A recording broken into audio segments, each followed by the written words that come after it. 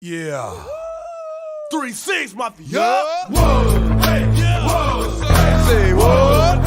Whoa. 3-6 mafia. Whoa. It's going down. Whoa. Y'all know what time it is. We ain't playing with you. In the club, in the street.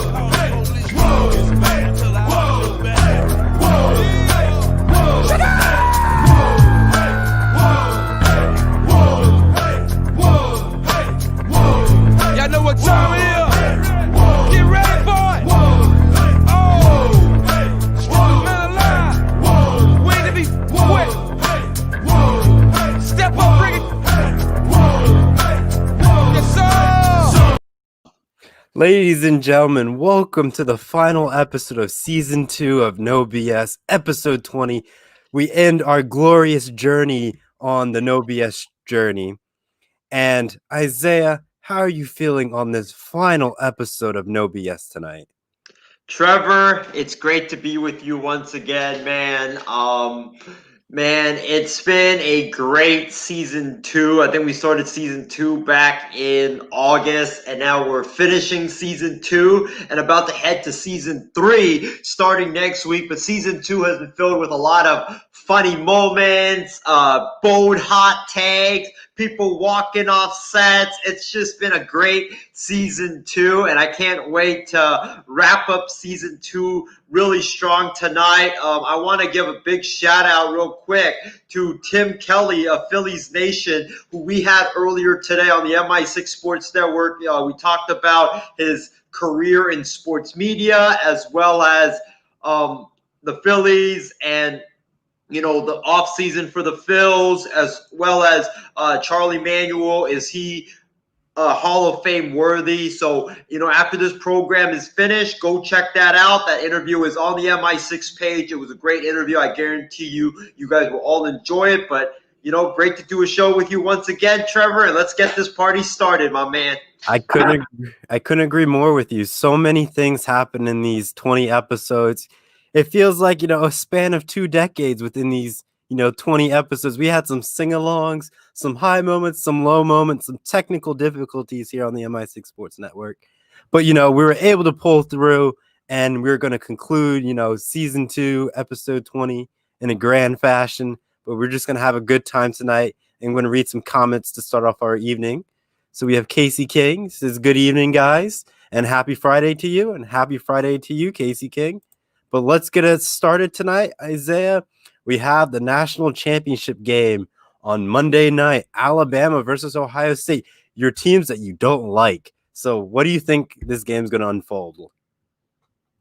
First of all, I really wish that this game ends up in a tie. That's what happened. I wish that nobody wins this football game because Trevor, you said it just now, and it's been well documented that I don't like both of these teams. I mean, these two teams are probably the two most hated teams of mine when it comes to college football. I mean, I pick against them every single weekend, no matter who's the opponent, no matter who is at home in their game. I always pick against them. Heck, I even picked New Mexico State, the New Mexico State Aggies, a team that had not been to a bowl game in over 60 years prior to 2017.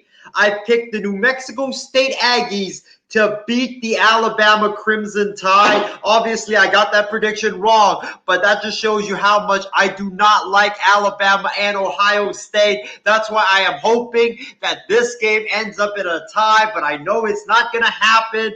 But Trevor, let me tell you what these two teams need to do to pull out the victory. Alabama, they got to protect Mac Jones well, because that Ohio State defensive line, they got after Trevor Lawrence and that Clemson offense last week. It disrupted Trevor Lawrence's timing, and it made him air the ball out very quickly. So they got to protect it because Ohio State has a lot of beasts on that defensive line. Also Alabama, they Another thing they have to do is they have to run the football. They have to run the football heavily with Najee Harris to balance out the passing attack, because we saw what happened last week. Ohio State, if they shut down the run and they make you go into a one-dimensional offense with the pass, you might be in trouble, because those Ohio State corners who I said last week prior to that Clemson game, I said that they were the weak point of the Ohio State football team. They proved me wrong big time in that game against Clemson. So Alabama's got to run the football. They got to have a balanced offensive attack. And on defense, they got to get after Justin Fields, because if you don't get after Justin Fields and you let him stand in the pocket forever, he's going to hurt you big time. So you have to make him get out of the pocket and go on the run. And I don't really trust Justin Fields throwing on the run as much as I do in the pocket. So that's what Alabama has to do to win. For Ohio State, they got to get after Mac Jones as well, because Mac Jones this year, I think he has been the least pressured quarterback in all of college football. You cannot just let him stand there in the pocket and have as many time as he wants to air the football out to his talented group of wide receivers with Devontae Smith, Mechie, Billingsley, and Jalen Waddle. If he comes back in this football game, they have to get a lot of pressure onto Mac Jones and make him get the ball out quick. Another key for Ohio State is they can't turn the football over, because, in this game, I really believe Oh no, we lost Isaiah. Oh boy. Technical difficulties on the MI6 Sports Network at its finest, ladies and gentlemen. But when he comes back, I'll let him finish his segment. But I think he's heading at the point that in this game, you cannot make a mistake. And if you make a mistake, it's going to definitely cost you this national championship game. And I think I'm able to get Isaiah back. Isaiah, glad to have you back. You kind of put me on the scare there for a second. Yeah, sorry about that, Trevor.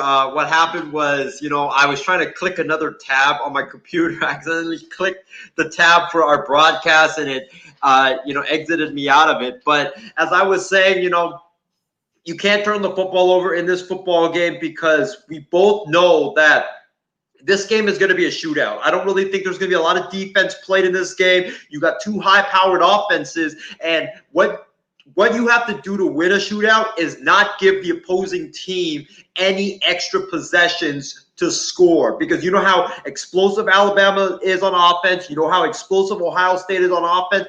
Ohio State cannot turn the football over. They cannot give Alabama extra possessions. But Trevor, the time has come for me to give a prediction on this football game. You know what? This is very tough, because I probably have only picked them in my lifetime like once in a million picks for them to win. But give me Roll Tide. Give me the Alabama.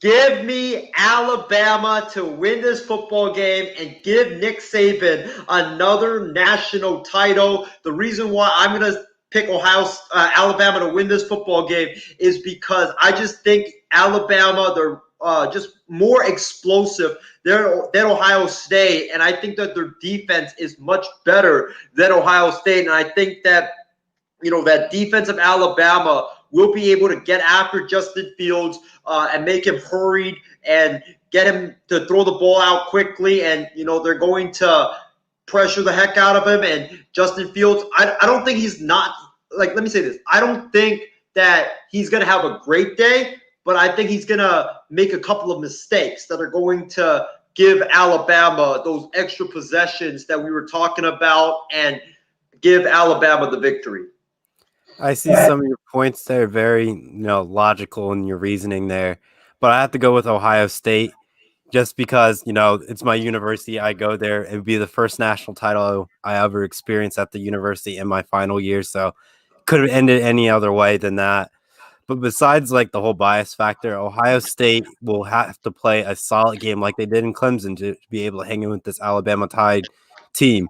Though Alabama's defense is not the sharp SEC caliber that we've seen in the past, It's going to be an offensive shootout. So if your offense can play a perfect game, you'll be able to do it. Or if your defense makes a crucial 3-and-out, that's going to alter this game in a nutshell. So whoever can make that first crucial 3-and-out late in the game or early in the game, depending on how the game's unraveling, is going to really dictate on how this unfolds. So like the first opening series, they're probably going to feel each other out. You're probably going to get a 3-and-out, or someone's going to they're both going to go down and score and put points up on the board. It's going to be the third drive that they have on offense is going to tell who's going to dominate this game and who really gets the ball first. Because if Mac Jones really throws like an 80-yard touchdown pass the first play of the game, you know it's going to be a long game for Ohio State in general. But if Alabama has to drive down this field, then Ohio State realizes they can contend with Alabama and just, whittle them down. Because you see in Ohio State's run game, we've seen the past few games where it's just been dominant and not other teams could stop it. And Alabama, the defense has had some holes. They let, Florida's drop 35 in the SEC title game, and they were dominating from start to finish. I understand some of that was in garbage time, but you got to play 4 quarters against, top ranked opponents in the top 4. I understand Notre Dame wasn't that scenario, but when you're looking at the top 3 schools in the country, you have to play a 4-quarter football game to be able to win it. But let me go to some of our comments tonight. So Casey King says, anyway, for this game, he's not a fan of this game either way, but he hopes Ohio State wins. But his score, he thinks Alabama wins, but Ohio State can give them the game. So his score, it goes 35-31. Yes, I think a lot of people are thinking this is going to be a really close game. That's either going to be a field goal difference or a touchdown difference. What's going to end up deciding it. So I can see, what Casey King is going at on this. Then you have James Gonzalez. I do think Alabama wins, but I'm hoping for a tie. Haha, JK. A great game, hopefully. I agree, James Gonzalez. It's going to be a great game because the last time these two schools have met, it was in the Sugar Bowl in the first ever college football playoffs, and it was a thriller. The final score was 42-35. So I think if you project anywhere within that range, you're probably going to be spot on if you're going to do any, Vegas picks. And James Gonzalez asked you a question. Why, Isaiah, do you bet against a winner every week? So can you try to explain and defend yourself as I bring Furman on the set?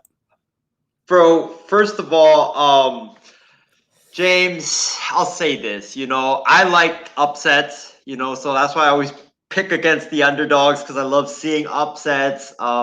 I just like seeing, the underdog beat the big dog, and that's basically why I love picking against a winner. I just want to see like different stuff. I want to see chaos and I want to see upset. But if you're asking me like why do I pick against Ohio State and Alabama, I just don't like those teams. So majority of those times when I'm making my picks, I'm picking with my heart or based upon my heart, not my head. So that's basically where it stands on why I always pick against Alabama and Ohio State.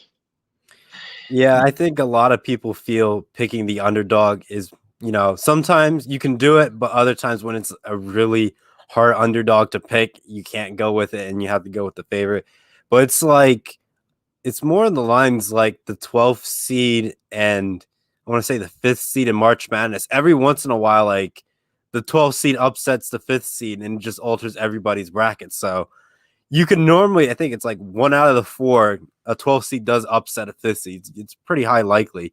And James Gonzalez says for your answer, it's a perfect answer, Isaiah. So you got your answer approved, and I think that's good. Furman, can you hear us? How are you doing tonight? Yes, I can hear you guys. Glad to be back, and I'm happy to, talk about all these crazy topics we have upcoming. So excited.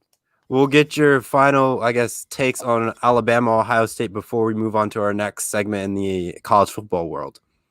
So I always hate both teams, like always. And I know a lot of people in the MI6 groups are like Ohio State fans. So that really does leave a certain grudge on me because of Michigan's crazy decision, which we will get to later.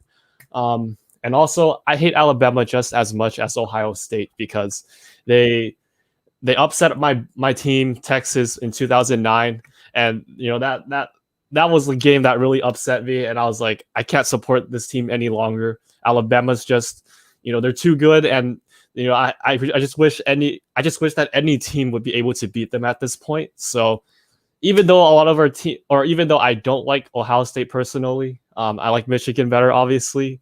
I would go for Ohio State all the way in this national championship. And I just hope that they blow out Alabama. We all hope so too, but I think a lot of people are predicting it to be a shootout this year as the last time these schools met. So I don't think you can be failed to be disappointed in that sense if you're in thrill for barn burners and stuff like that. But now let's move on to our next topic, gentlemen, as we look at Jim Harbaugh's contract extension at Michigan. Isaiah, I see you're taking off your sunglasses, and I kind of want to go to you, see how you feel, but let me read you some of this, statistics to this contract. So in his new contract, Jim Harbaugh will be receiving a base salary of $4 million in 2021, and it will increase to $4.426 million by 2025. But his maximum bonus for each year of the contract would be $3.475 million each year, and including a $1 million bonus for winning the Big Ten championship game. And I guess on top of that, and a college football national championship, and a $500,000 bonus for winning the Big Ten East Division and reaching the college football playoffs. So that is a big contract for him to fill, but he hasn't been to the college football playoffs, and he hasn't won the Big Ten yet or clinched the Big Ten East title. So he's really only going to get $4 million by the end of this, in my eyes. But who really knows? He could shock the world at some point, but I doubt it. But Isaiah, I go to you. What do you think about this contract?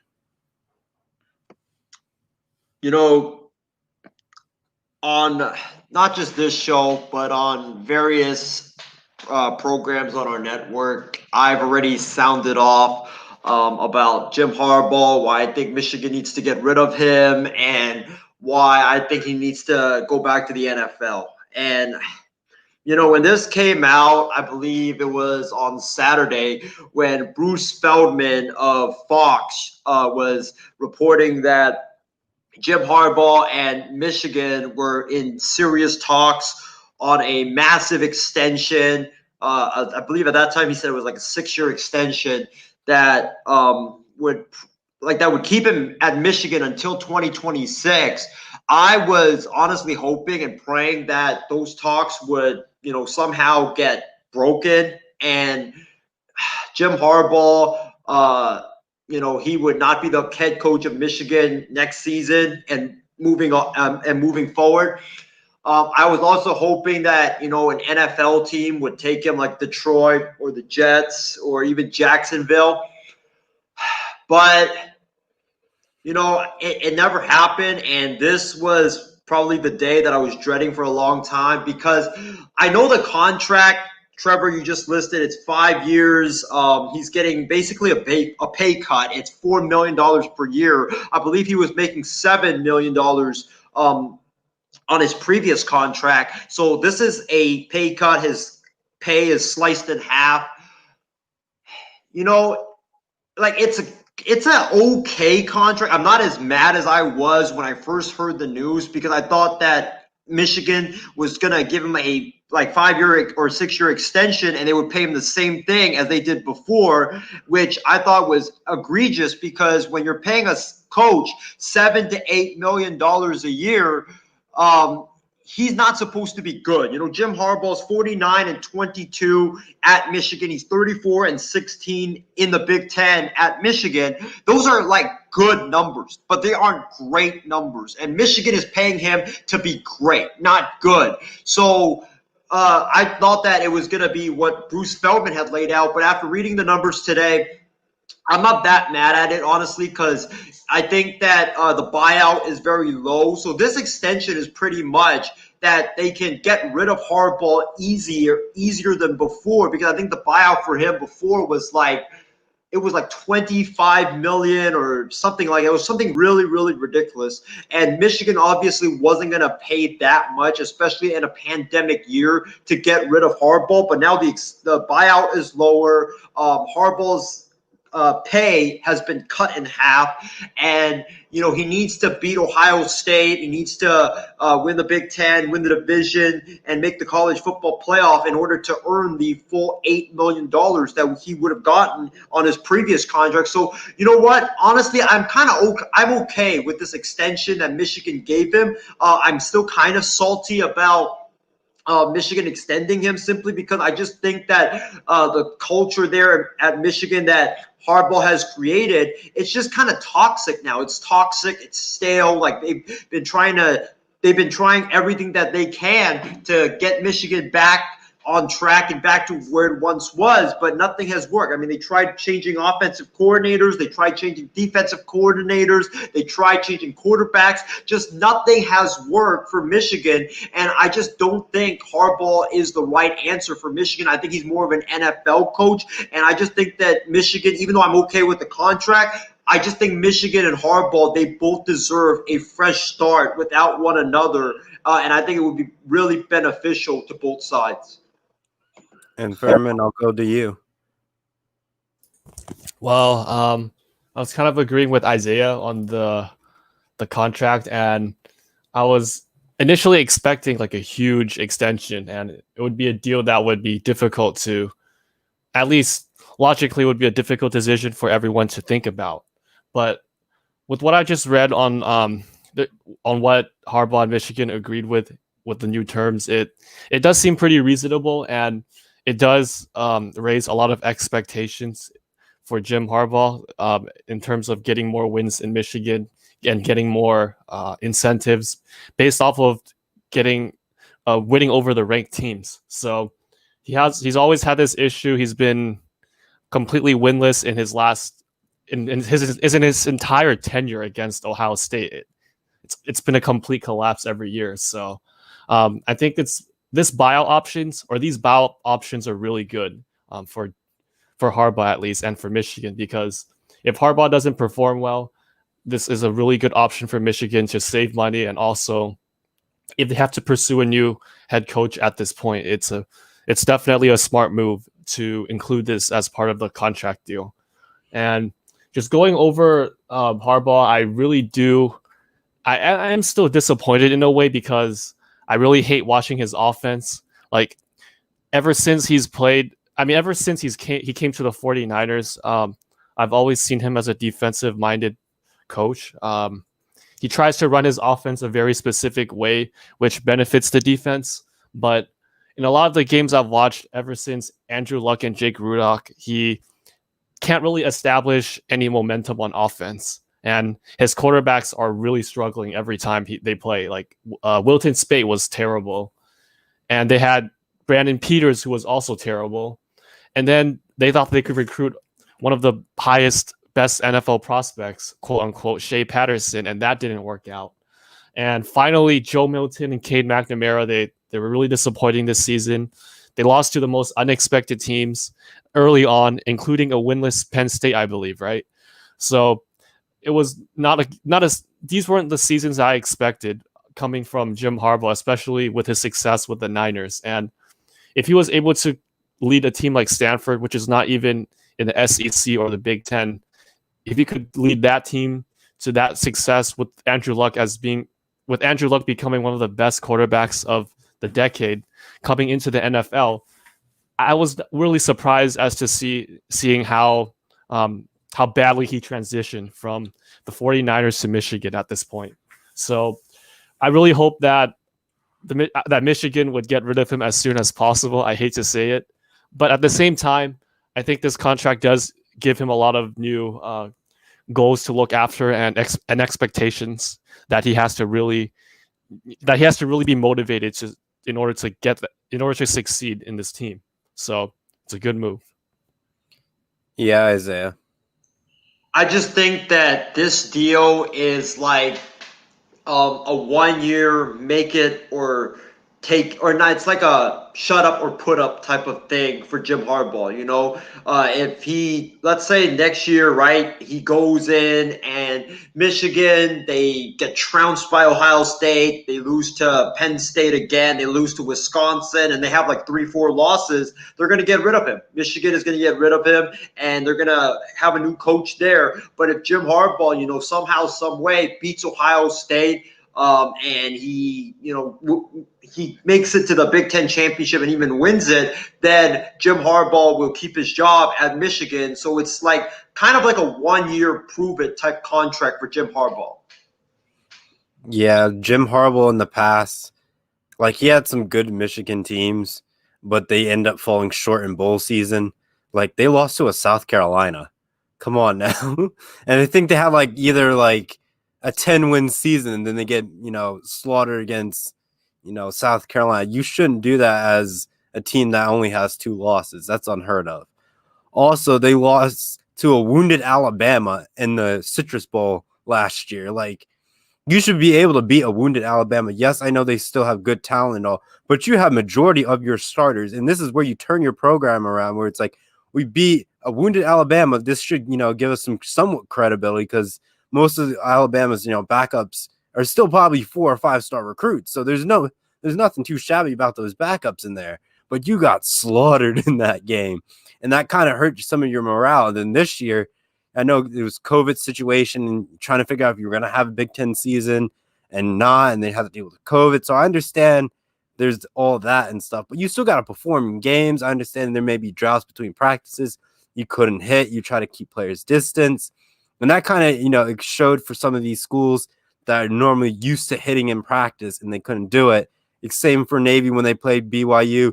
They got, pushed out of the ballpark. It's like they weren't even there. So it showed how important fundamentals of tackling were in the early stages of COVID. But I think this contract extension should be shorter in my mind. Like you said, Isaiah, like you got to prove yourself. But a 5-year contract, is that really enough when you've been there already for like 8 years? Like I feel like you need like 3 more. If you can't get it done in 3 years, I understand Ohio State's probably going to do a quick revamp and getting more recruits and being another contender for the college football players for the next 3 or 4 years.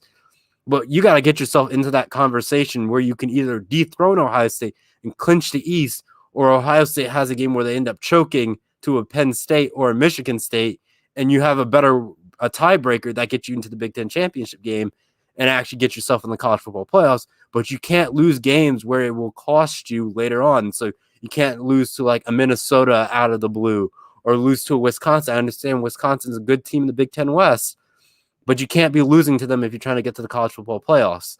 And with that being said, I think Jim Harbaugh is definitely in the hot seat. If you can't get it done next year and beat Ohio State, I think that's the stepping stone. If you beat Ohio State, you would be in the Big Ten championship game if you went out. But at the same time, it really is a stepping stone at a time. If he does a stepping stone at a time and gets to the national championship his 5th year, you could probably guarantee his contract will get extended if he gets to either a New Year's 6 and wins it well, or get to a college football playoffs and wins a national title. Or if he gets to the national title game and loses, I think he probably would get another contract extension. Yeah, I totally agree with you, Trevor. I just think that next year is a make it or break it year for Jim Harbaugh. If he doesn't beat Ohio State, if he loses games that he shouldn't lose, if he can't beat Wisconsin, if he can't beat Penn State, if he can't win the division, if he can't, win the Big Ten, then I think he's out. I just think that next year, Michigan is putting all their chips on to the table of Jim Harbaugh for next season, and if Jim Harbaugh doesn't, if he doesn't lead them to where they expect to be, Jim Harbaugh is going to be out of a job, Jim Harbaugh is going to be out of a job, or he's going to be in the NFL. All right, gentlemen, let's go for tonight. So Deshaun Watson has been very unhappy with the Texans, as we've seen this season. And the Texans, it seems like, have been ignoring his input on GM and head coach of this organization.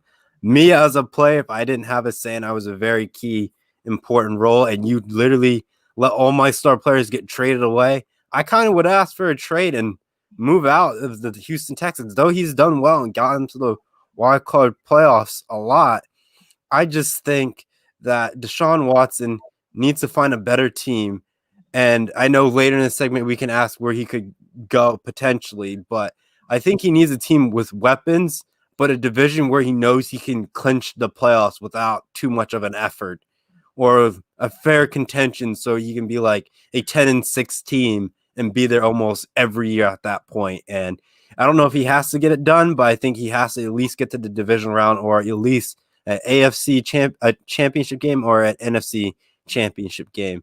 But I want to go to Furman. What do you think about where Deshaun Watson could end up, and your thoughts of him not really having a say?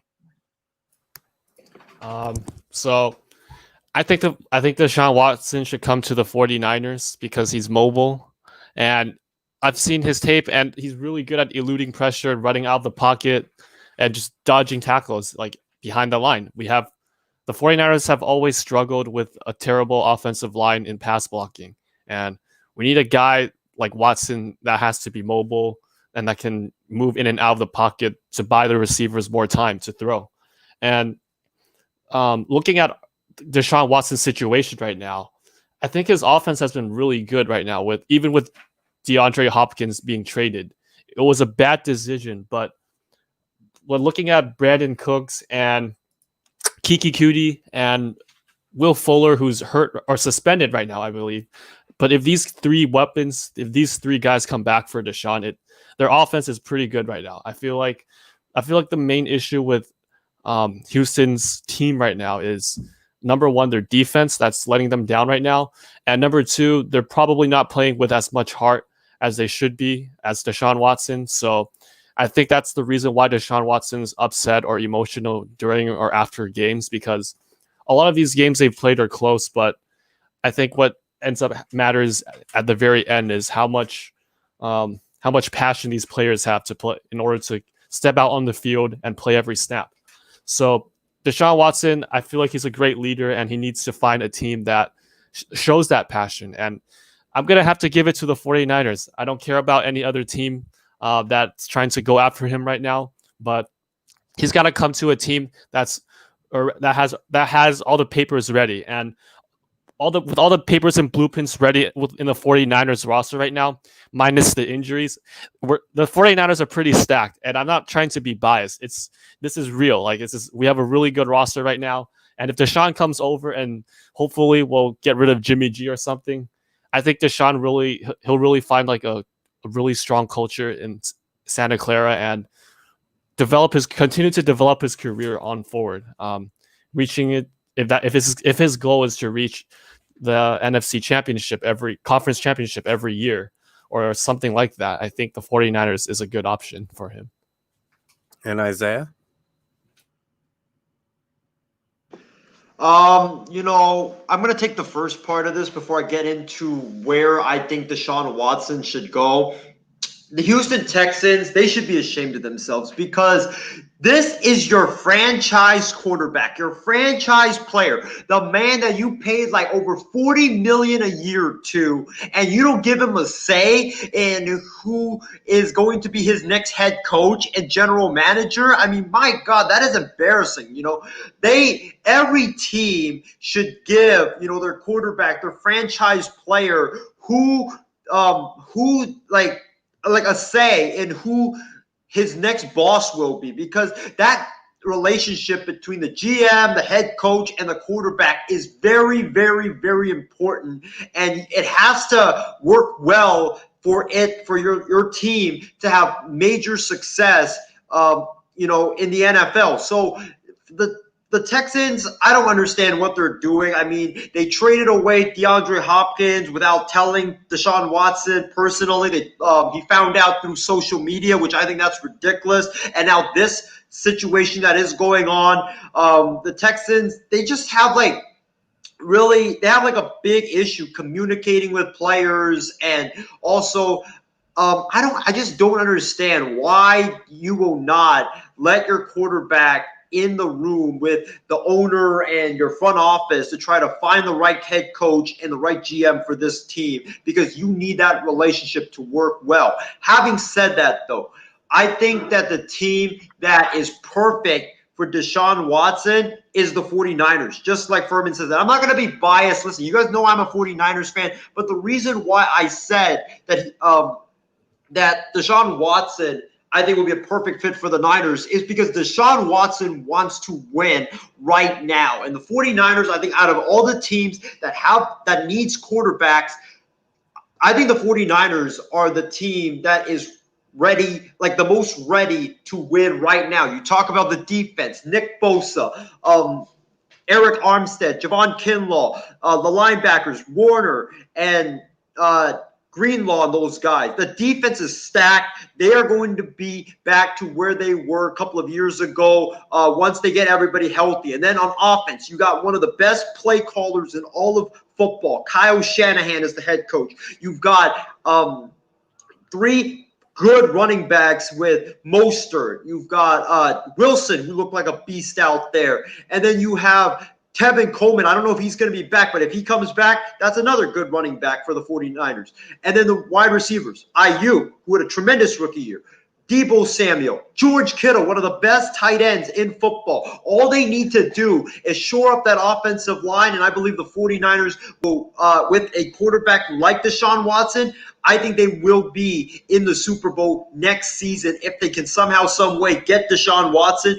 Will they do it? That's the big question and we're going to get into that later on, but it's going to be a major steep price to pay to get Deshaun Watson. So I really don't know if John Lynch and the 49ers are willing to give up the farm to get Deshaun Watson. But, if they do it, he will be a great fit for the 49ers.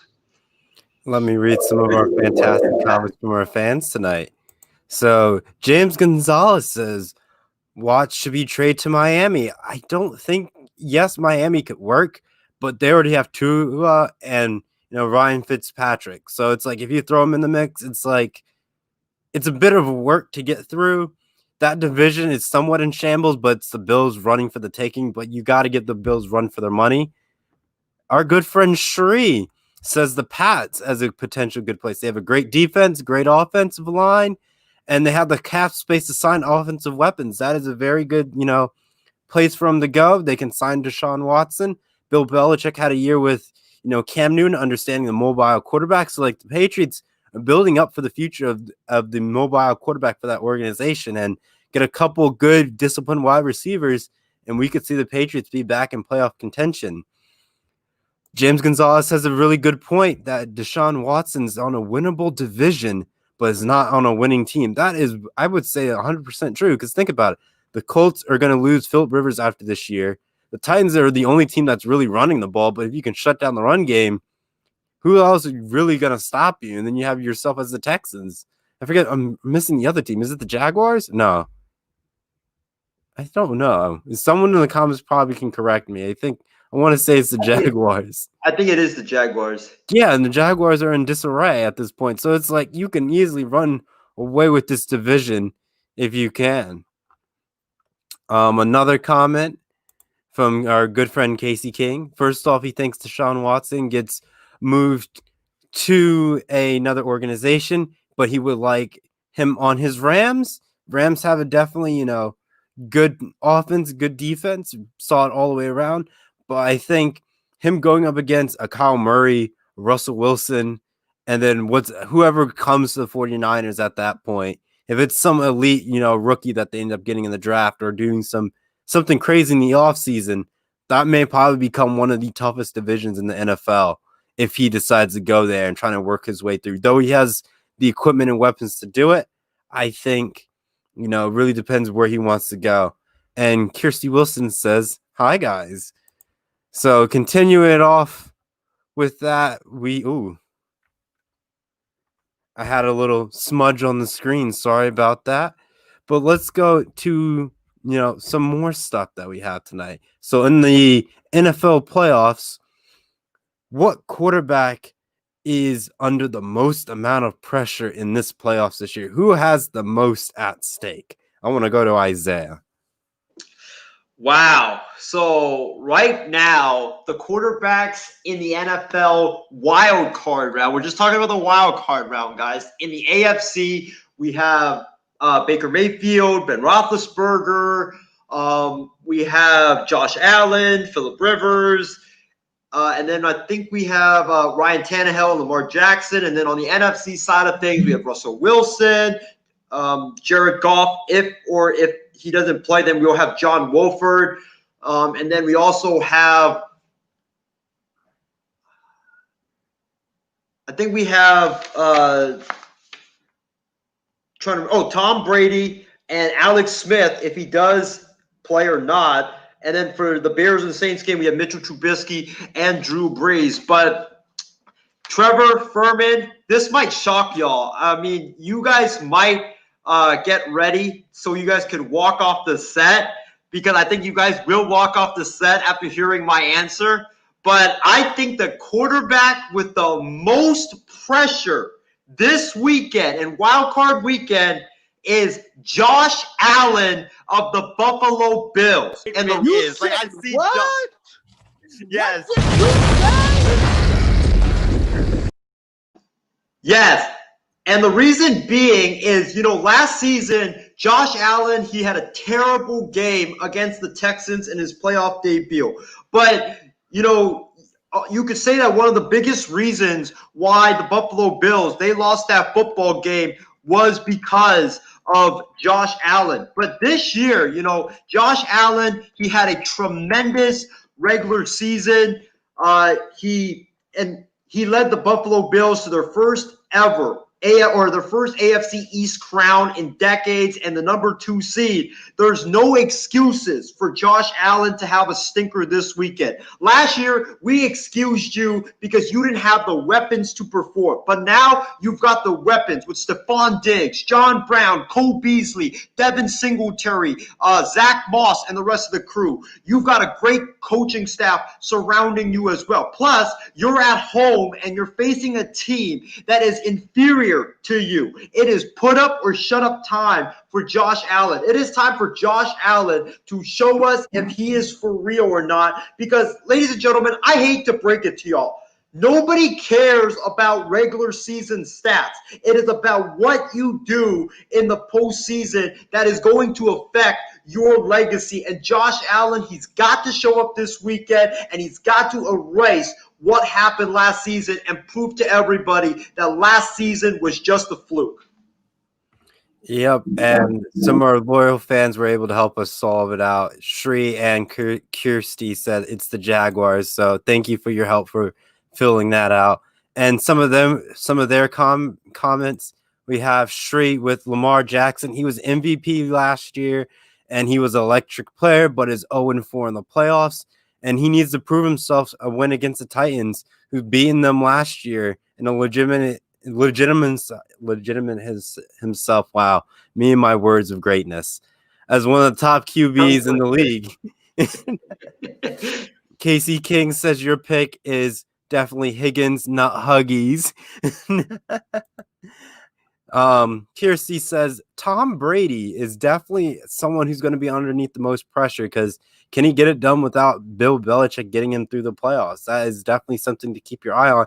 But at the same time, Tom Brady doesn't have that line that he used to have in New England. So it's going to be one of those playoff games where he has to work and try to make things, be all right, because he's definitely facing against the Washington football team and Chase Young, who's going to probably have a phenomenal game on Tom Brady for most cases, because Tom Brady's not a mobile quarterback.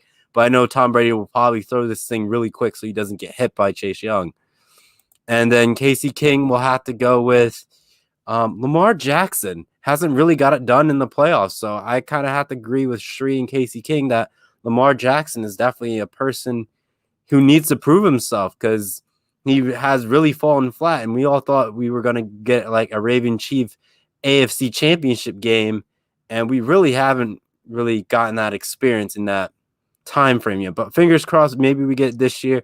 But I'm going with like Bills all the way at this point to the AFC championship game, since it was my hot take at the beginning of No BS, and it shall remain until the deed is done and the other team that I did not pick goes to the Super Bowl over the Bills. That's how my fantasy shall end this year. And then James Gonzalez says Mitchell Trubisky is on the hot seat. I kind of agree with that because the Bears need a quarterback to get out of the situation that they're in. They had Nick Foles, and it just didn't work out. And it's just they've been going back and forth, but they need a quarterback that they can rely and trust on to make things happen in Chicago. Isaiah, see you have something, and then I'll go to Furman. The reason why I am not saying that Mr. Trubisky is the quarterback under the most pressure is because I don't think that the Bears have anything to lose. I mean, everybody's picking them to lose to the New Orleans Saints on Sunday. And Mitchell Trubisky, regardless of how he plays on Sunday, he has already secured his future for next season. I mean, the Bears are probably going to bring him back. He has like a $15 million contract option. And with the way that he played down the stretch and with the way the offense looked with Bill Lazor calling the plays on offense for the Bears instead of Matt Nagy, and the Bears offense putting up over 30 points in their final 4 games, I just think that Mitchell Trubisky has already cemented he has already solidified, his status for next season. And Furman, what do you think? The quarterback with the most amount of pressure in this NFL postseason? There's a lot of candidates I can think of, and like looking at the wild card list, it has definitely expanded, and I think that's the reason why a lot of these quarterbacks are under pressure in terms of their performance. But I'm looking through all these games, and I have to agree with a lot of what everybody has said, including Isaiah and everyone in the comment section.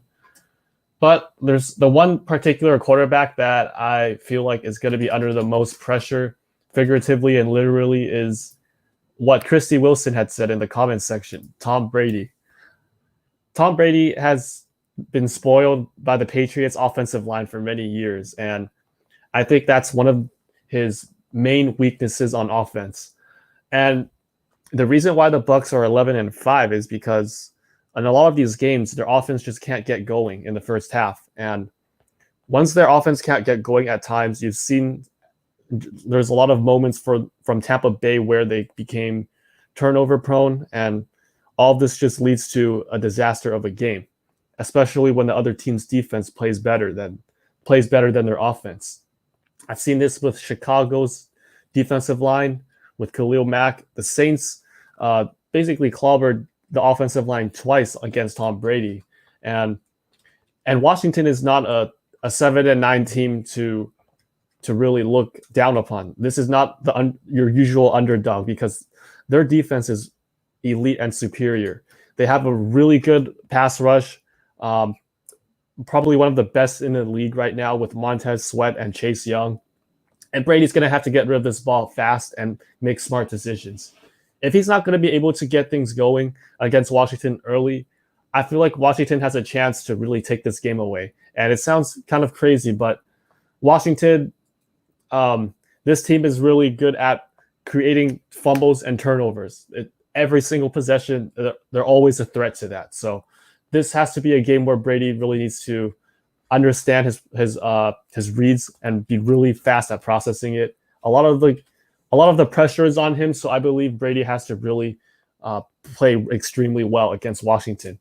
But I was going to say that Brady would be like an easy decision to say that Brady is the QB under the most pressure. But I feel like Alex Smith is really good and he's really important for Washington, regardless of their defensive performance. Alex Smith, for some reason, I don't know why, but for some reason, Alex Smith always leads Washington to victories. They always win when he's a starter for Washington. So if Alex Smith doesn't play and Taylor Heineke, if he's the quarterback for Washington on Saturday tomorrow, I think that's going to be a different story. So I'm going to have to watch the reports and see what happens within the next few hours and see if Alex Smith's ready to play. Yep, and we'll finish this segment off with Shri saying that, it's true that Brady's facing a bad matchup with a questionable O-line, but I don't think he, needs to prove anything. He's 43. That is very valid. But I think a lot of people the reason why they're probably questioning is like, can he do it without a Belichick system? I think that's what everyone was seeing if he could do it. And yes, he's able to do it. He's 11-5, got to the postseason. And now, can he win some games in the postseason? I don't think he needs to go out and win a Super Bowl, but if he gets to the NFC Championship game and loses, it's not on him. Probably something bad would happen and will cost him to throw either a bad interception, which wasn't his fault, and the pocket collapsed and he had to get rid of it. It was just wrong place, wrong time type of scenario, or a running back would fumble and they would end up losing the drive. So those are the only limiting factors that would happen to Tom Brady, or the opposing team has the last drive and he doesn't have enough time to go down and score. But for that, we're going to go on to our NBA segment. I didn't see any NBA games because I've been too much focusing on the national championship game with Ohio State, Alabama, and looking at the NFL postseason.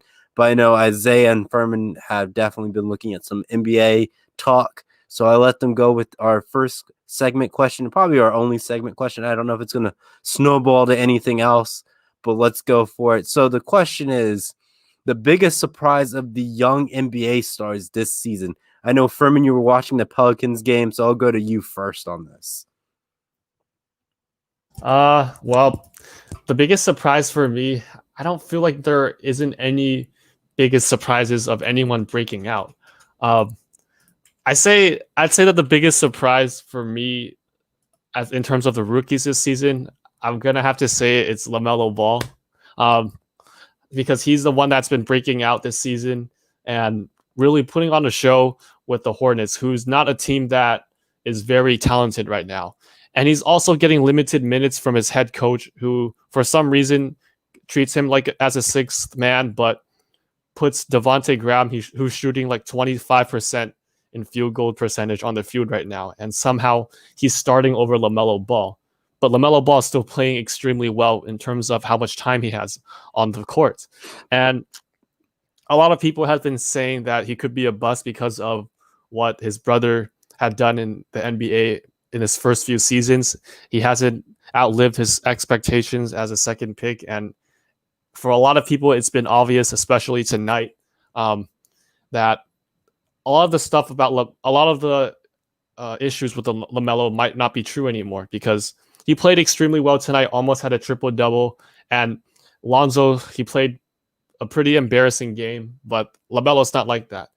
And I'm looking at Anthony Edwards, who's literally becoming a sixth man for the Minnesota Timberwolves, but he is not starting, and he's still under Malik Beasley and D'Angelo Russell in Minnesota. So Anthony Edwards hasn't necessarily been shooting well either. He's with what I'm watching from him, he's forcing a lot of shots, and he's developed into a sixth man role because of his minutes, not necessarily his spectacular performances. And then the other person that's widely talked about right now is James Wiseman, who's the second pick. And compared to LaMelo, I think James Wiseman had a pretty hot start to the season, but right now he's becoming more of a role player, and I don't really see anything special in particular to his offense or defense. I feel like his game is not as exciting as LaMelo's, and there's a lot to work with. So I'm going to have to stick with LaMelo as my number one surprise of this season as a developing star. And I'm rooting for LaMelo to be the rookie of the year. And Isaiah, what about you? Sorry about that. I was muted. But my biggest surprises of this young NBA season so far, Trevor, I got 3 surprises. Number one, how about those New York Knickerbockers, man? I mean, my gosh. Everybody picked the New York Knicks this season to be like in last place in the Eastern Conference. And what has the New York Knicks done? They are 5-4. They've beaten teams like the Pacers. They beat the Grizzlies. I know they lost today against Oklahoma City, but they beat the Hawks, another team that a lot of people were really high on coming into the season. They beat the Jazz. They clobbered the Milwaukee Bucks with Giannis Antetokounmpo on the court, 130-110. couple of weeks ago, but I am very, very impressed with how hard Tom Thibodeau has those New York Knicks playing, man. Can they sustain it? I don't know, but it's still very, very impressive how they've been playing basketball. And Julius Randle, I mean, this guy was the 7th pick in the NBA draft. He has kind of had an up and down career thus far from the Lakers, and then he went to I'm already blanking it off, but he went to the Lakers, and then he went to the Pelicans, I believe, and then the New York Knicks. And I think he's found a home in New York. He's had a tremendous start to the season. He's averaging 22 points a game, 12 rebounds a game. He's shooting 49% from the field, 36% from three. This guy is playing outstanding basketball. He has established himself as the engine and the heart and soul of the New York Knicks. I hope the Knicks keep it going, because I really want to see winning basketball in New York for the first time in what it has seemed like a long, long time. And, like they always say, when the Knicks, the Lakers are good, the NBA is just more fun. So I really hope the Knicks continue to start, and who knows, maybe they could be one of those teams fighting for that 7th or 8th spot in the East. The second surprise that I have is the Cleveland Cavaliers. This team, I picked the Cavs to make that final playoff spot in the Eastern Conference. I picked them to be the 8th spot, and they've actually lived up to the hype. They are 5-4. They started the season 3-0. I know they've stumbled a little bit after that, but I mean, Colin Sexton, this guy is special. I picked this guy to have a breakout season this year, and what has he done? He has scored 20-plus points in all of the Cleveland Cavaliers games so far this season. He is doing things that Kyrie Irving and LeBron James last did in Cleveland. So really outstanding play by Sexton and the Cavs, and I really hope that the Cavs and the Knicks, they keep this success up, because I really want to see these teams that are notorious for losing have winning basketball down the stretch, and try to make the playoffs. All right. I'll go to some comments. So we have James Gonzalez. The Ball brothers played each other tonight, but the New Orleans Pelicans have blew a big lead to the loss to the Charlotte. Most surprising to him and disappointing starts in the East is the Raptors and the Wizards. And then for the West, the Thunder are 500. And his last comment is true with the Cavs and the Knicks, hoping the best for them. And I'll go to Furman. Furman, you said you had a couple more things to add. Yeah, so I'll quickly go over my list of biggest surprises this season. In the Eastern Conference, actually, a lot of these surprises are not very good to hear. It's very disappointing, in my opinion. A lot of these teams with highest expectations are actually not doing well. And I have to agree with James Gonzalez. I have to give the Raptors, I have to shout them out right now to give them like a warning shot right now, because they're 1-6, and nobody expected them to be last in that conference right now, which is really surprising. And another team that I'm looking at that I expected to be playing really well right now is the Brooklyn Nets. The Brooklyn Nets, I feel like they seem like a championship team to me in the Eastern Conference, and sitting at 5-4 is definitely not something I expected. Even with Spencer Dinwiddie being out with a torn ACL, I still feel like the roster is pretty good with Kyrie and KD right now, and they should be sitting at the top. And my third biggest surprise in the Eastern Conference is the Atlanta Hawks, because their roster is completely loaded, and I expect to see the Hawks and the Brooklyn Nets in the Eastern Conference Finals this season.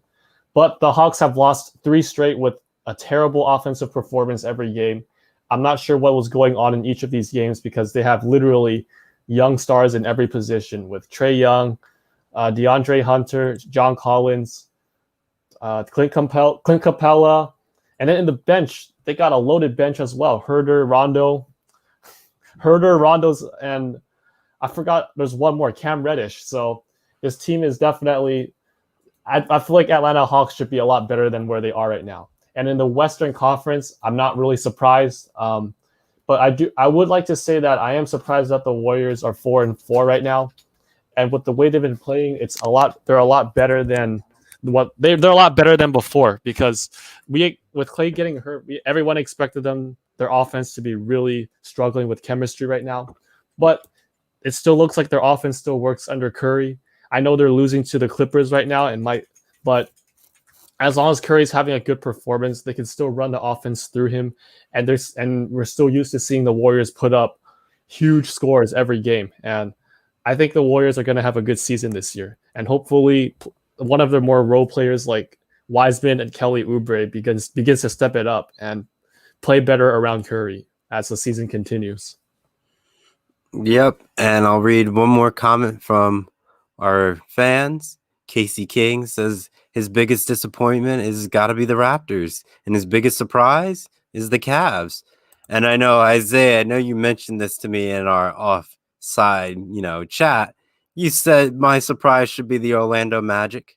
You are not wrong, but the season is so young. Being 6-3 is definitely a good start to the season, but there's just, someone do my fancy calculations. Let me put the calculations up on the screen. After the 72, game season, you gotta subtract the 9 games.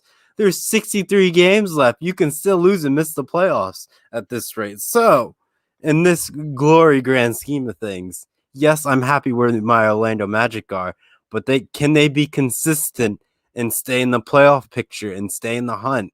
So, Isaiah, I go to you because you have a comment.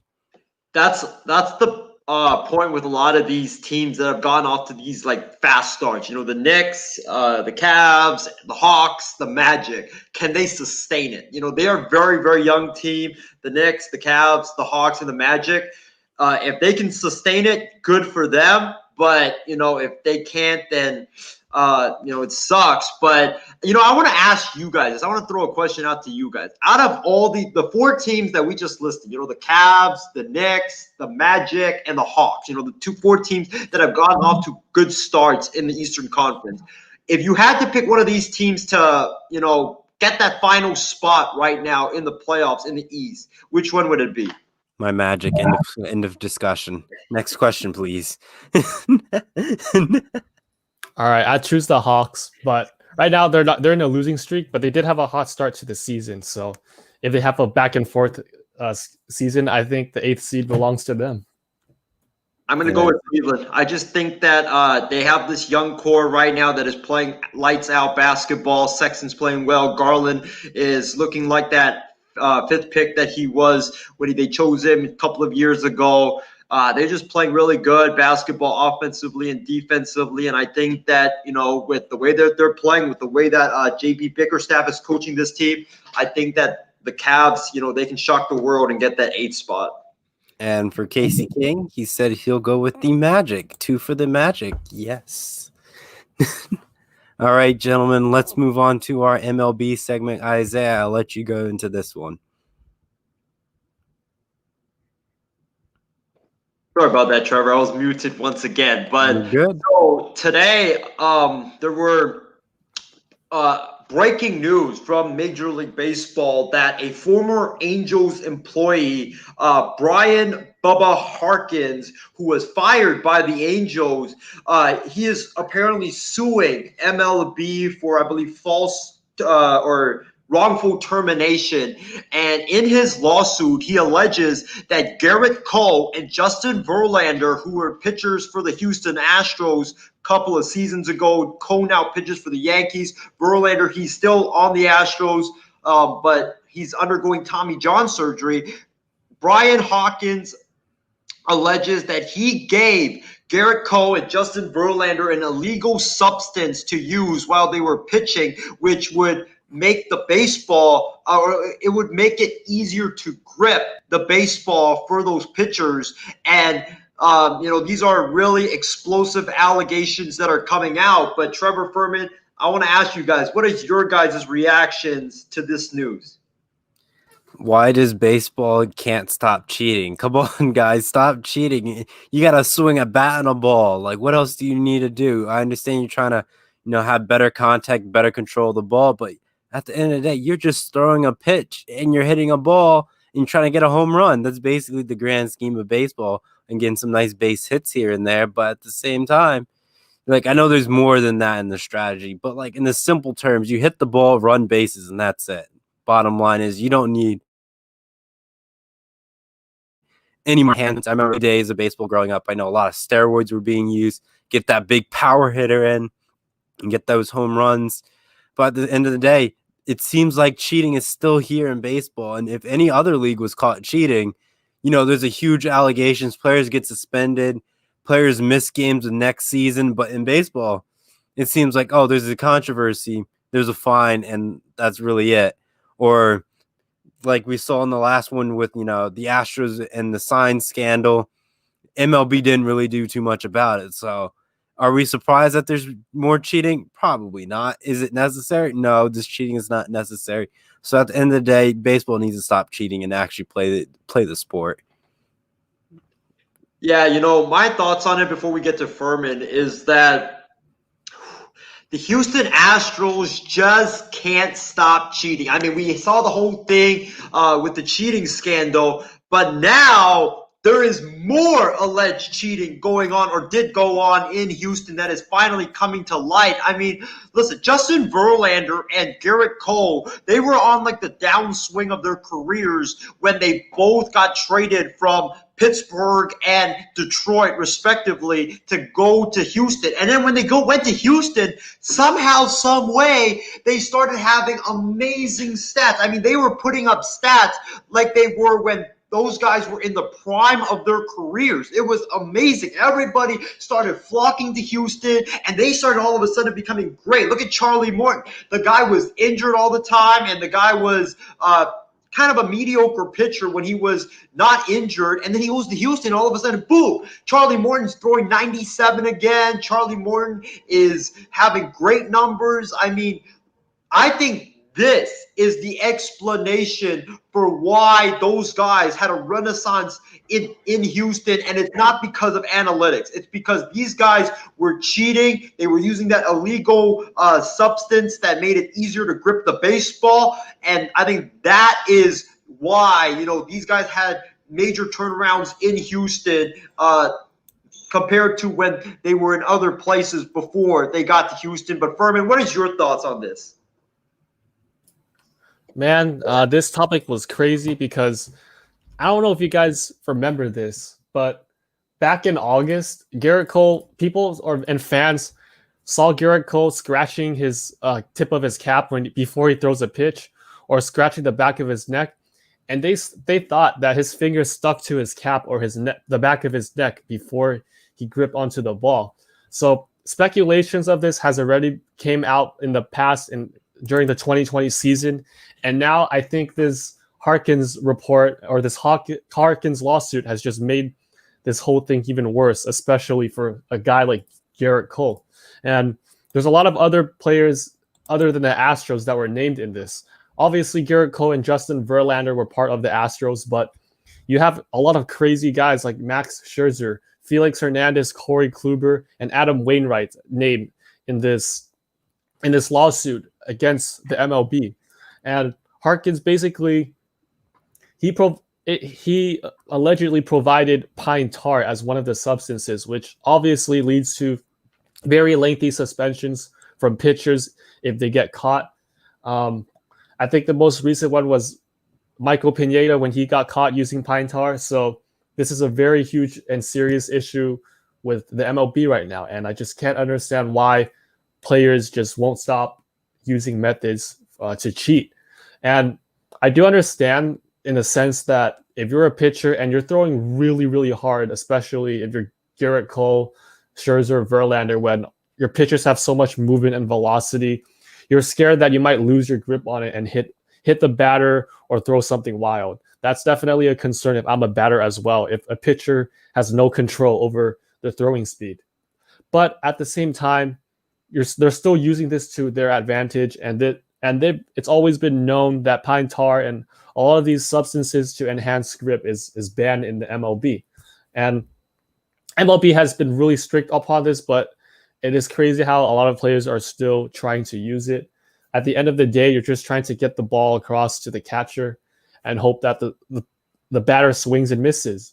So a lot of the extracurriculars that comes into baseball is definitely very disappointing and shocking to hear. And every once in a while, these huge scandals of a lot of players cheating or using steroids come out like I said, every few or so years. And this Harkins report has been one of them. And it has definitely shocked me, but I would say I'm not surprised about Garrett Cole's issue right now because of what fans had caught upon in August with Garrett Cole's hand sticking to his cap. I think that has some connection with what's happening here in the Harkins accusations.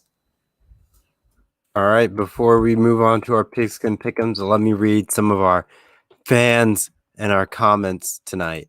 So we got Kirsty Wilson. Sadly, cheating has been part of baseball for years. Yep, you 100% right, Kirsty.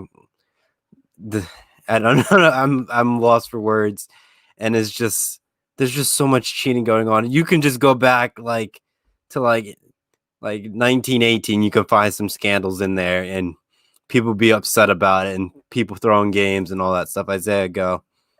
Well, I want to clarify one thing. I know I said this guy worked for the Angels, but I also forgot to mention that he worked for the Astros as well. So this guy was not only doing this when he was in Anaheim, he was doing this when he was in Houston as well. So this is another stain in the Astros cheating scandal. It's another chapter in the cheating scandal, and it just proves that, the Houston Astros, they just can't stop cheating. They just can't stop trying to find a loophole or an advantage. Find an advantage and take advantage of it. And it just sucks. It just sucks what the Astros are doing. They got caught with the whole the sign stealing scandal, and now this is coming to light. So.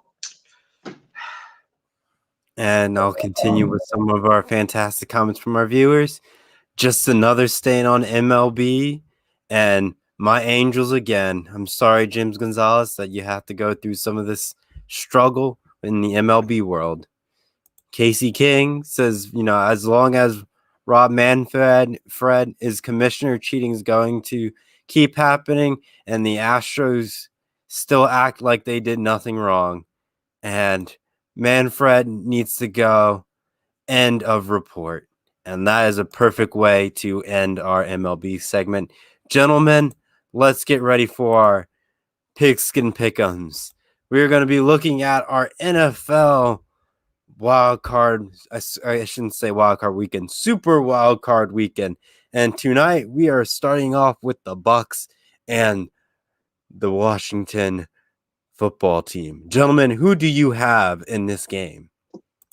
Give me Tom Brady and the Tampa Bay Buccaneers to win this football game, Trevor. The reason being is if Alex Smith was going to play in this football game, maybe I would have considered giving Washington a slight chance to maybe pull off the upset. But according to Ian Rappaport of NFL Network, it's going to be Taylor Heineke most likely starting for the Washington football team in this game. The Buccaneers defense, I think, is going to clobber him. They're going to pressure the heck out of him. It's going to be an ugly day for that Washington offense. I don't think they're going to be able to get anything going on offense. And it doesn't really matter if Tom Brady is getting pressured or getting hit, and the Buccaneers can't really do that much on offense if the Washington offense can't get anything going. I expect that to be the case with Washington. I think that this is going to be a very physical game. It's going to be kind of a chippy game. Give me Tampa Bay to win this football game. I'm going to go 20-3. Furman, what about you?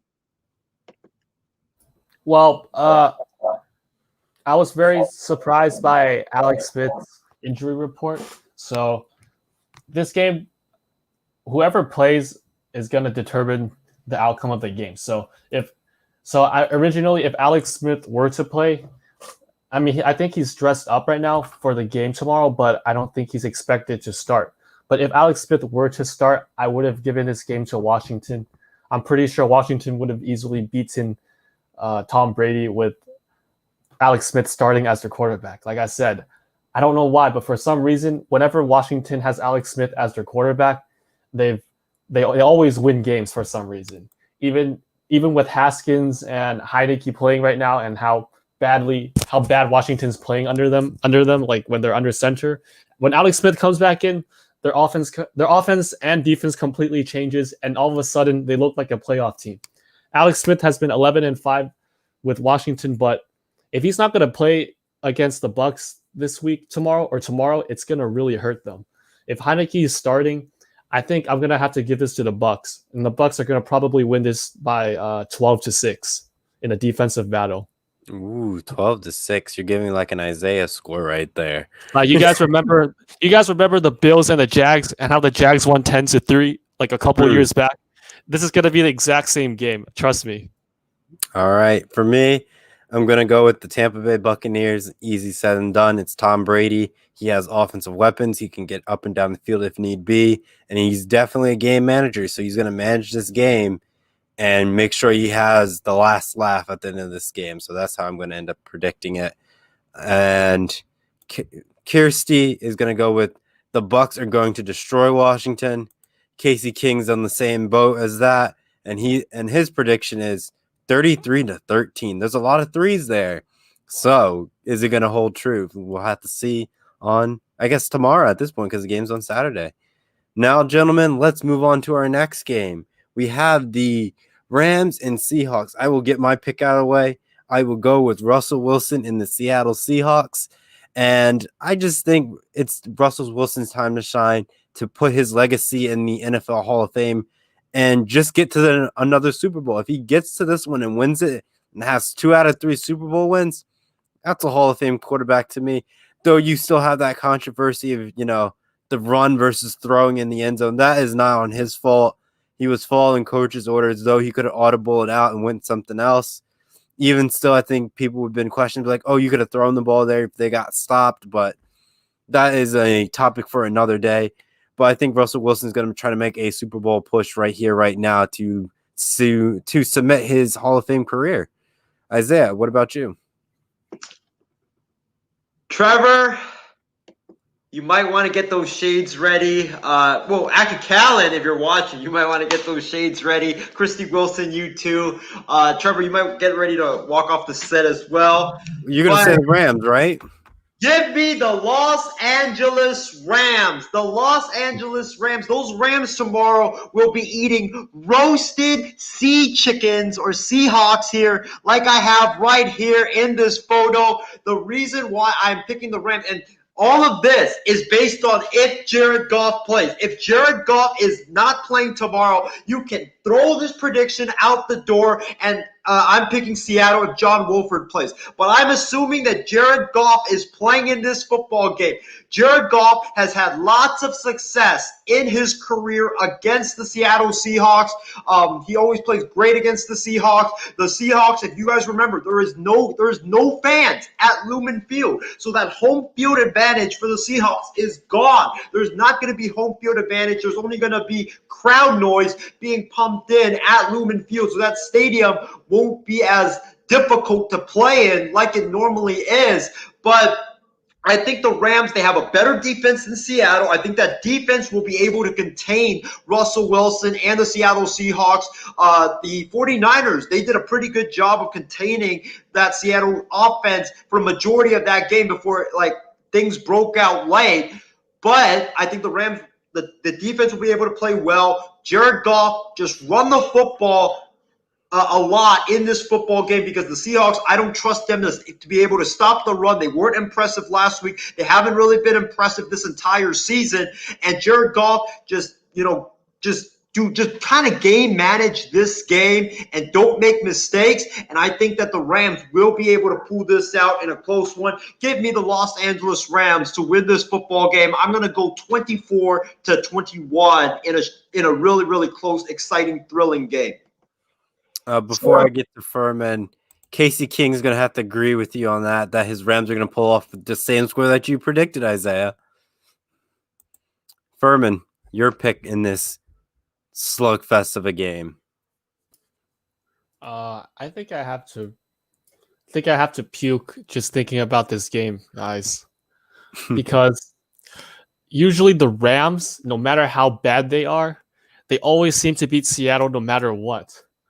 But the Rams have pulled a shocker right now because right now I have no more faith and I've completely lost faith in the Los Angeles Rams. I'm just going to throw that right there because even with the number one defense, Sean McVay has completely lost his offense. And I've watched a lot of the games that they've played in the last 5 remaining games of the regular season this year, and the Rams have been so bad executing, even with Jared Goff healthy. I think Jared Goff has regressed a lot compared to his Super Bowl days, and without a good offensive line, you're not going to be able to expect a good performance from him. He always overthrows receivers. He throws balls out of bounds when he's not supposed to, and that's going to hurt him even when he's going to start for the Rams against Seattle tomorrow. Either way, John Wolford or Jared Goff isn't going to help them much because Seattle Seahawks defense have been they've been on a surge in the second half of the season. Their pass rush is their main advantage right now. That's like their main core of the defense for Seattle, and they're wreaking havoc on every offensive line right now. And with the Rams' terrible offense and offensive line, I don't see how any team is going to any quarterback is going to survive with the Rams' terrible play calling with Sean McVay and the Rams' terrible offensive line.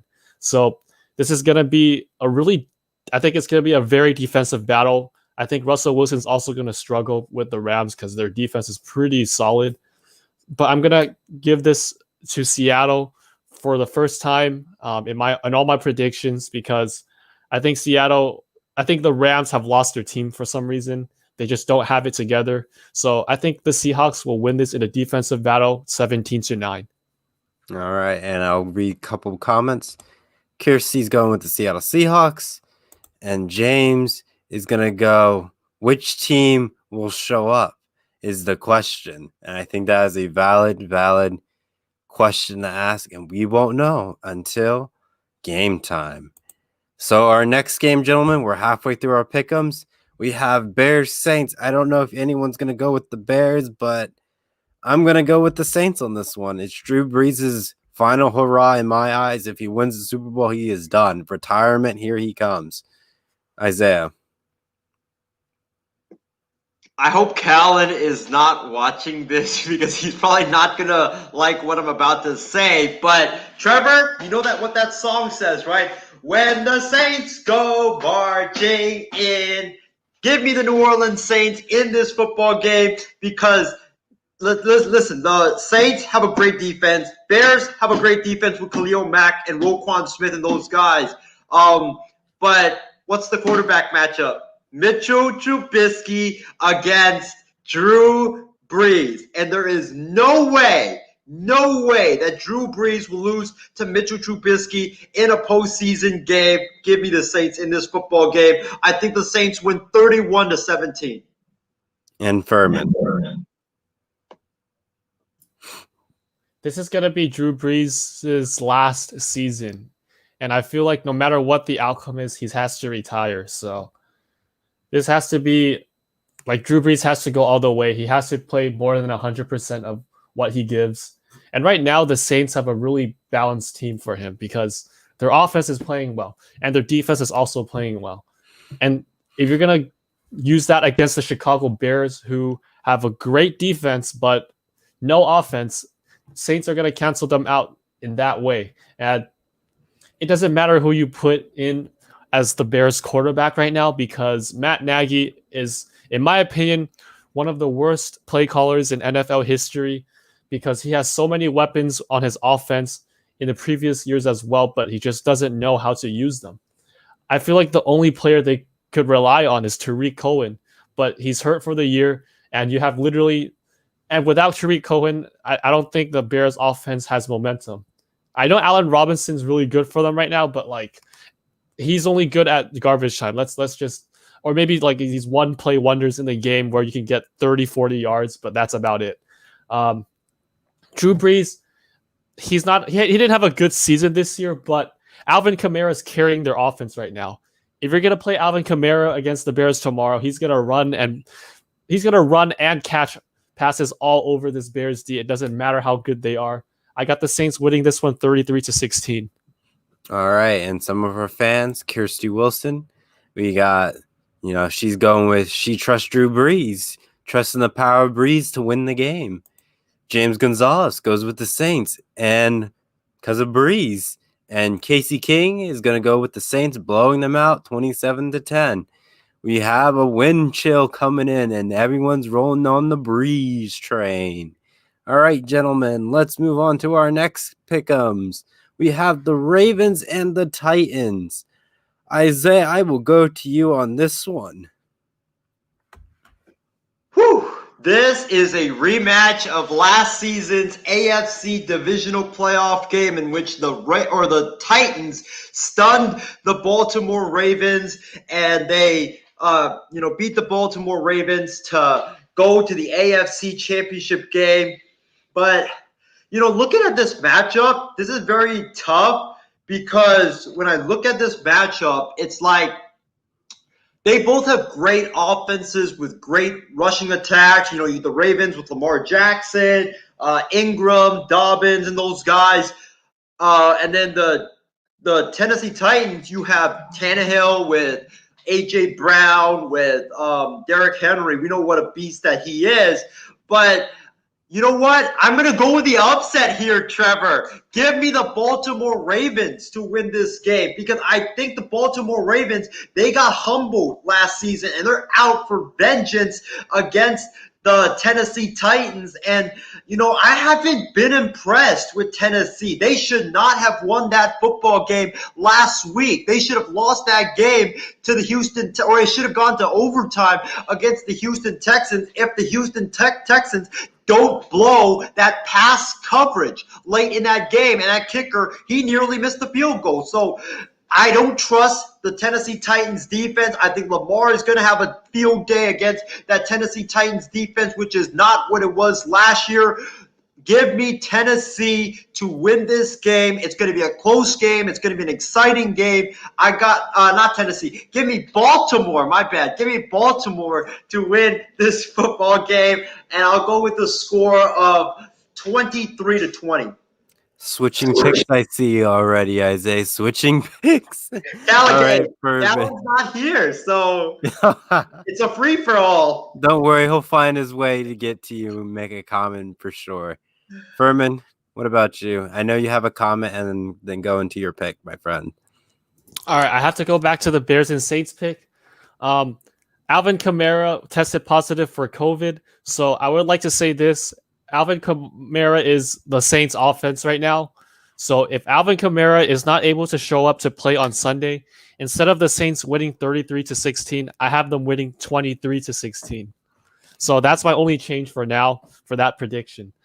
All right, so moving on to this Titans versus Ravens prediction.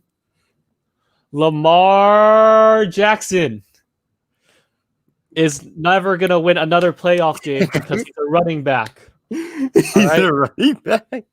I mean, I know everybody's like Lamar Jackson. He's been playing great. Second half of the season, he's been, he had to go take a dump and come back and throw a 50-yard touchdown. But look, the Tennessee Titans defense, yes, they've been really bad. They almost blew their lead until they double doinked a field goal last week. But the Ravens are not the Texans. Lamar Jackson is not Deshaun Watson. So the Titans has a pretty good structure right now. Let's just be honest. I know the Titans, in my opinion, I feel like they did get really lucky against Ravens last year, but at the same time, they didn't because Lamar Jackson threw 3 picks and gave them so many opportunities to game manage the game away with Derrick Henry. And that is exactly what's his initials, DH2K instead of CJ2K, because he's about to stiff arm 5'6" Eric Thomas's out of the Ravens right now because Ravens have a good defense but no size. If I'm the Titans right now, I don't care how bad my defense is because if no one can stop Derrick Henry, I'm giving the ball to him every single play and running the clock down as much as I can because I feel like this is what the Titans' game plan is against the Ravens. Lamar Jackson needs to run the ball too, but if you're going to give him less time to throw the ball or progress down the field, he tends to collapse a lot under pressure. And with the Titans, I feel like they could just run the ball with Derrick Henry every play. You need like 5 guys to tackle him right now, and the Ravens tend to stack the box with their secondary. So all you have to do is stretch it outside to Derrick Henry, and I feel like if the Titans can have 8 to 9 minute drives every single time of possession, I think they can easily take this game away from Baltimore because Lamar Jackson cannot perform under pressure. You've heard this from me. I think I have the Titans winning this 35-17. Whoa. I don't think it's going to be that of a high scoring game. I'm definitely feeling the Titans.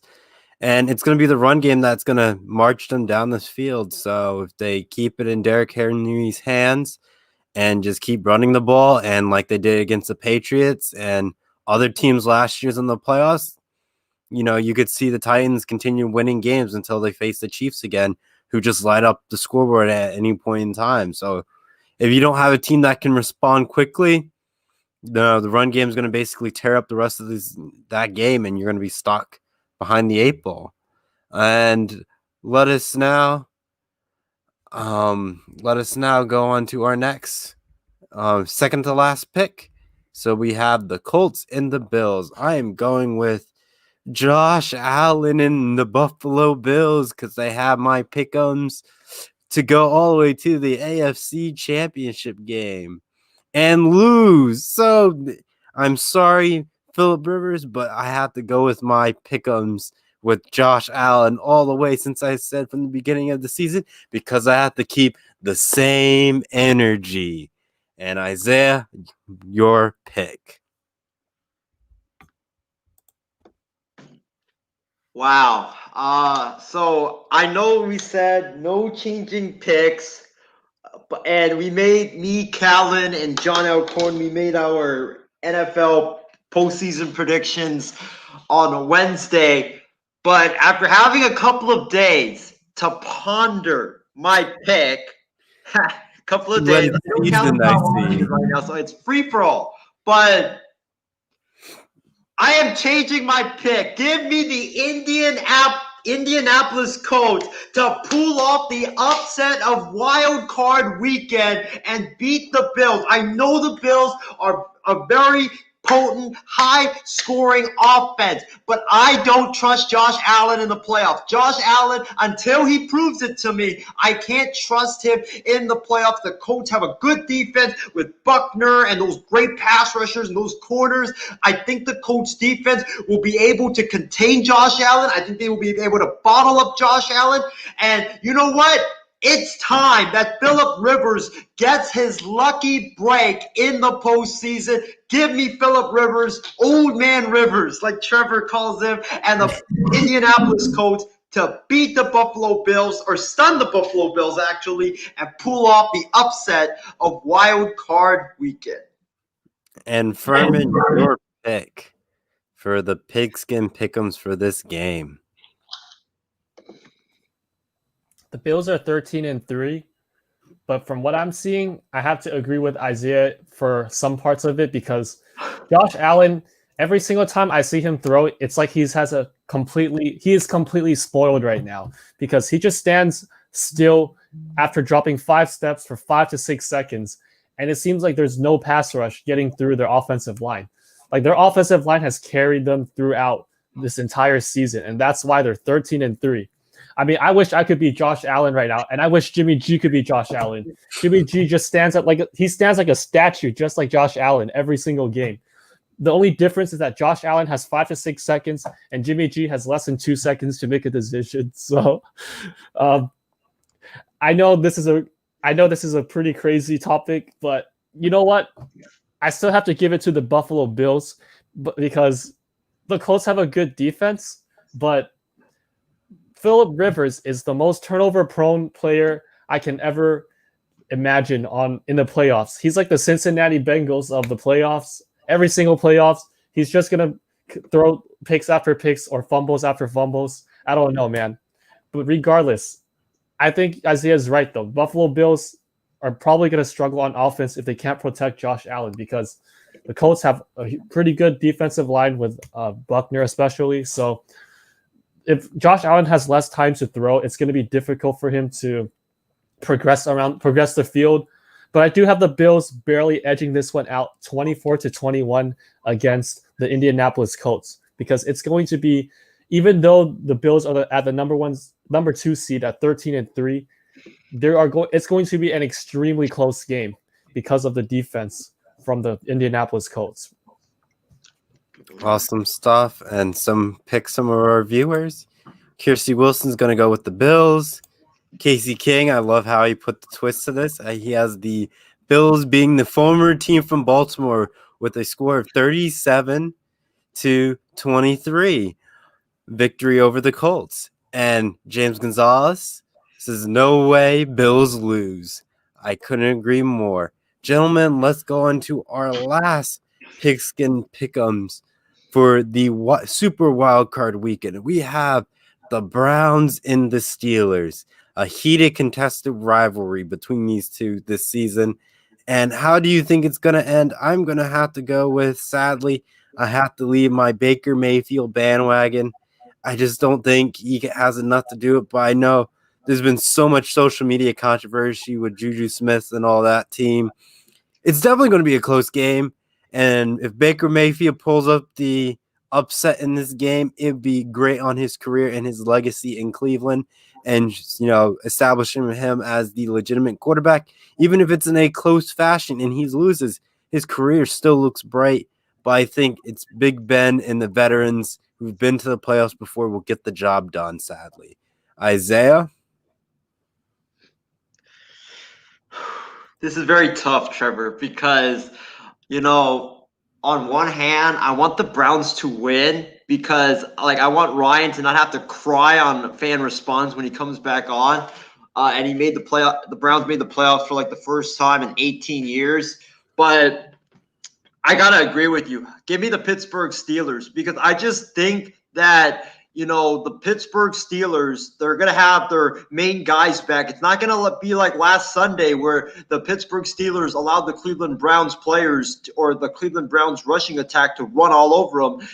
The Steelers are going to stack the box. They're going to, they're going to focus in on stopping the run, and then they're going to make Baker Mayfield have to beat the Pittsburgh Steelers with his arm. And I just don't see that Baker Mayfield beating the Steelers. I really don't. I think Baker Mayfield is more of a game manager. I think he needs a rushing attack to have success. And without a rushing attack, I think he's going to get exposed. And I think that's what's going to happen on Sunday. Give me Pittsburgh to win this game. It's going to be a physical, chippy game. I think you're going to see a lot of fights in this game because this is a divisional matchup. These guys do not like one another. Give me Pittsburgh winning this football game. I'm going to go 24-14. Good pick. And Furman, what about you? I don't know why you guys made your decision, because I thought this was a no-brainer. I'm going to have to give this to the Cleveland Browns, because the Pittsburgh Steelers have a good defense, but their offense is looking a lot like Tom Brady right now. The only time that they really start to get drives and score is the second half. So this is going to be a very difficult matchup for Ben Roethlisberger and his offense, because their receivers are so bad. They average more TikToks and drop passes than actual catches. So, it's a really big concern for this team right now. I'm sorry you guys were 11-0 and now you're 12-4. It's such a crazy turnaround to your season, but you guys have to wake up, and I don't think you're ready for the playoffs yet, because I've watched a lot of Steelers games recently, and Deontay Johnson, Eric Ebron, and Chase Claypool are probably one of the most butterfingers I've ever seen in the NFL, because every single time Ben Roethlisberger drops a dime deep or throws a check down, all they do is just drop passes, drop after drop after drop, and their running game is even worse than what they've been before. Every time Benny Snell and James Conner runs, it's like a 1-yard loss every play. And I know Isaiah is saying that their defense is coming back, they're good, but hey man, you can't stop Nick Chubb and Kareem Hunt at the same time. I still feel like the Browns' run game is going to be pretty dominant in this one. Yeah, and also, I gotta give this guy some credit. So I'll call him Mayfield Bake right now. This guy is the biggest game manager right now in the NFL. He averages more commercials than actual passes. So I don't think he's gonna have any impact on this game. It's gonna be all run game against Pittsburgh. But this is gonna have to be a Browns victory because Pittsburgh. I feel like the Browns are gonna jump into a pretty early lead, and Pittsburgh's gonna start to rally back at the very end and fall short. So I'll have the Browns winning this one 24-21. Good picks, good picks. It's all going to be close in this game. You can't go wrong one way or the other, but I think it just comes down to sheer playoff experience. And if the Browns are the last one with the ball and they're trailing, it makes it very difficult for a first-time quarterback being in a playoff scenario and trying to close a deal. I understand, Baker Mayfield has done it in the past where he's trailing behind in the regular season, make a comeback. But a postseason is a different animal for a lot of people. And if you don't have that mentality to get through it, yeah, you're going to be looking like Josh Allen last year and just not getting the job done. So Baker Mayfield could have that type of a nightmare performance, or he could prove out people wrong and duke it out with Ben Roethlisberger and become an NFL classic. So we have to wait and see what ends up happening. But let me read some of our comments for the final part of our Pigskin Pick'ems. So we have Casey King going with the Steelers victory with 21-16 over the Cleveland Browns. Then you have James Gonzalez. He wants the Browns to win, but he doesn't see them winning, sadly. And then last but not least is Juju was trash talking about the Browns, and hopefully it doesn't backfire on him like he did on the TikTok dancing on the logos. So it's very possible what you say on social media can come back around to haunt you. But gentlemen, let's move on to our Power 5 if I can find it. Oh, wow, we have so many. Power 5, gentlemen. Персональный спутник.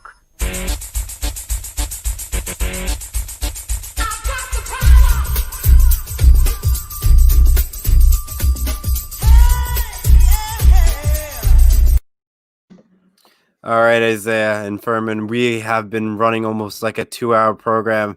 I personally am getting a little bit tired, but can we fly through our Power 5 if possible? Isaiah, I'll go to you. Actually, Trevor, I'm going to give it back to you to go first because I'm still trying to prepare mine. But go ahead. Furman, do you have yours ready? Kind of, but it might go a bit untraditional, but I'll try to do my best right now. So All right. So for the Power 5, I believe this week is I didn't our even say new- it. I am so sorry. See, I am not tired, guys. So our Power 5 segment tonight is New Year's resolutions. I'm sorry. You can now begin. All right, it's all good, Trevor. So for New Year's resolutions, I don't really understand exactly what it means, but I do understand that you have to try to commit to your goals every single year, and the New Year's resolution is always a great start to it, especially since it's a start of 2021. So for number 5, all right. So for number 5, it's going to be very generic. I have a lot of goals in mind, and I need to commit to it. So my New Year's resolution is that I can probably get by these goals by summer, so I can hopefully not procrastinate and get my get my act together and really get things done. So that's going to be very generic for number 5. And then on the top of my list, it gets crazier. So number 4, I hope I can start to exercise more and work out again. I hope this pandemic ends soon so the gyms can reopen and I can start to really get to my goals for at least maintaining a specific weight, bulking, or whatever. All of that gym stuff, fitness stuff. It's been crazy in the past year because I haven't been able to do any of that. So I can't wait to see that come back. And then number 3, my New Year's resolution is to hope that everybody, all my friends and family, stay healthy in 2021, especially since the COVID pandemic is getting crazier every month in the US. So I hope that we have found our ways to, instead of staying inside all the time, even though we kind of have to, we still have ways to manage our health and continue to maintain it in a positive way. And then at number 2, this is very generic, but at the same time, it's something I wish could happen. So this is going to go off track a bit, but for the New Year's resolution that I have in mind, I just hope that a miracle happens and the pandemic ends so I can see everybody in person again, because it really does suck in a way since everything is virtual and it's kind of harder to connect in person. Even though it's been great, to see you guys, to see everybody's faces around on camera, on on our computers, on virtual meetings and stuff. I do wish that we could start to somehow change that and eventually meet each other again in person if possible. So now here comes the number 1 pick for my New Year's resolution. It's going to go off track. Like I said, it's not really a New Year's resolution, but it is a hope that I have. And I hope all the viewers don't come back to backfire and hate on me for saying this. But for my number 1 New Year's resolution, quote unquote, I hope that I can convince the 49ers to draft Trey Lance or trade up for Zach Wilson, because we're going to win the Super Bowl next season with a good quarterback, especially in the first round.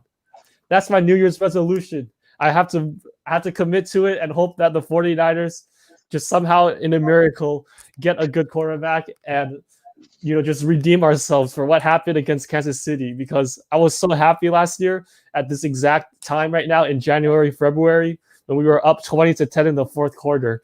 But I can't let this happen again. And I have to, and with this roster right now, if we all stay healthy next season, we're going to the Super Bowl. I'm sorry to all the haters out there or everybody that thinks I'm delusional, but it's got to happen in 2021 and 2022. Very good, solid picks. I don't know if Isaiah, if you're still working on your you're good now? All right, go with your top 5 New Year's resolution goals or goals in general. All right, so actually, I've got an honorable mention too to begin with before I start with number 5 on my list. My honorable mention is I really want to work for the Golden State Warriors once again, so I can get another ring with the Warriors. I worked with the Warriors for, I think it was back in 2018, and I got my ring. Well, I got the ring.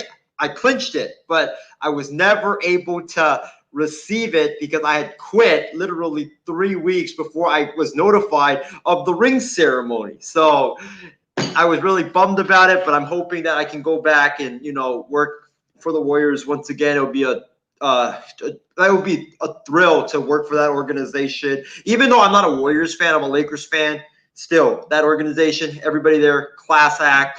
All right, number 5. My number 5 is I want to watch more Phillies baseball, because you guys know I'm a huge Phillies fan. I even have a Bryce Harper jersey in my closet, but I live in the Bay Area. We never get any Phillies games. So what I have to do is go to one of those streaming sites and watch the games there. But those games, I believe, start at like 5 or 4 o'clock my time. And normally I don't really get home on time, and I don't start watching baseball until like 7. So I want to watch more Phillies games. I want to keep up to date, keep up into the loop of what's going on with the Philadelphia Phillies. I watched a lot of Phillies games back from 2008 to 2011 when I was, a little kid, but I lost track of it, stopped following it. So I want to watch more Phillies baseball this year. Number 4 on my list is, I want to try to take back up hockey again. I was a San Jose Sharks fan until the Sharks kept breaking my heart by blowing 3-0 leads and then blowing 3-1 leads and then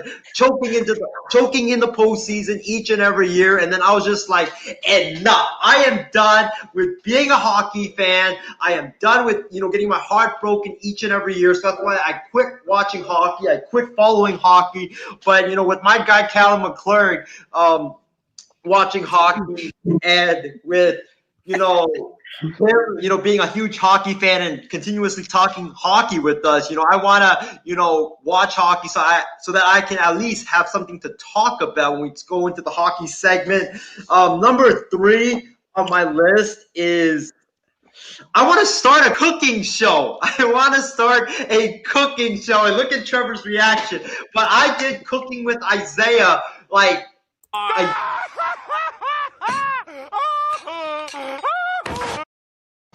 I did cooking with Isaiah a year ago, and I cooked a bunch of simple stuff, and I was like showing the viewers how to do it. But then I quit the show because it wasn't getting that many viewers. But hey, after the success that we've had at MI6, I want to start this cooking show because obviously you guys know not only is sports my passion, but food is my passion as well. Number 2 on my list is I want to write more articles for our MI6 website. I think that's going to be good for me in terms of being in this industry, because what I've learned about being in this industry is you got to be versatile. You cannot only be on podcasts and talk sports on air, but you also have to be good at writing as well, because you got to be able to do a lot of stuff in this industry. You have to be a jock of all trades, or a jack of all trades, not jock of all trades, but yeah, you have to be a jack.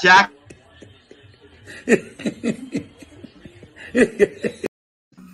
have to be a jack of all trades, and you have to do that. So I want to write more articles for MI6 website. Keep in mind, fellas and ladies and gentlemen, there's 2 articles that I do have coming out. First is the Ohio State, why Ohio State is the best team in college football history. That's going to be coming out after the national championship game. And also, there's another article I'm going to be writing about, and it's called Brock Purdy's Last Hurrah. It's the article about Brock Purdy coming back for his senior year at Iowa State.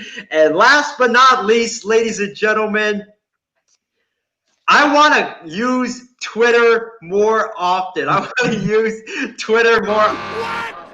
A lot of sports personalities use Twitter and they rant, stuff like that. And you know what? I think I belong on Twitter. I don't like Facebook. I always rant all the time on Facebook regarding the Niners, regarding the A's, regarding the Phillies, regarding the Lakers, whatever. But I think Twitter is where I truly belong. So I really want to use Twitter more. Hopefully, I don't get banned like someone did earlier today. But I want to clarify about the Jock of all trades thing. I got mixed up with a name for a podcast that we were trying to decide upon, and being like, it was Jock of all trades that we were trying to decide upon for one of our names. It was an idea, but I got mixed up with that and Jack of all trades, so I really apologize for that. Or cooking with Higgins, not Huggies. I love that. I love that one, Casey King. I love it. Or Isaiah's writing his corruption in sports article. Trevor. Actually, I got one more before I turn it over to you to get your New Year's resolution. And John, if you have any New Year's resolution, feel free to fire it away. But one of them is I want to watch Star Wars. I want to watch every single Star Wars movie, every single Star Wars episode, whatever, anything Star Wars. I want to watch the whole series of Star Wars, because if you guys don't know me, I have never, ever, ever watched a single movie of Star Wars, an episode of Star Wars. I haven't even watched The Mandalorian. So I want to watch that. Well, before I get to mine, I think Calhoun is among us at this point in time. Love our CM all the way. But for my Power 5, R2D2's a British rock band. All right, but before, I guess at this point in time, let me go through my Power 5 and New Year's resolutions.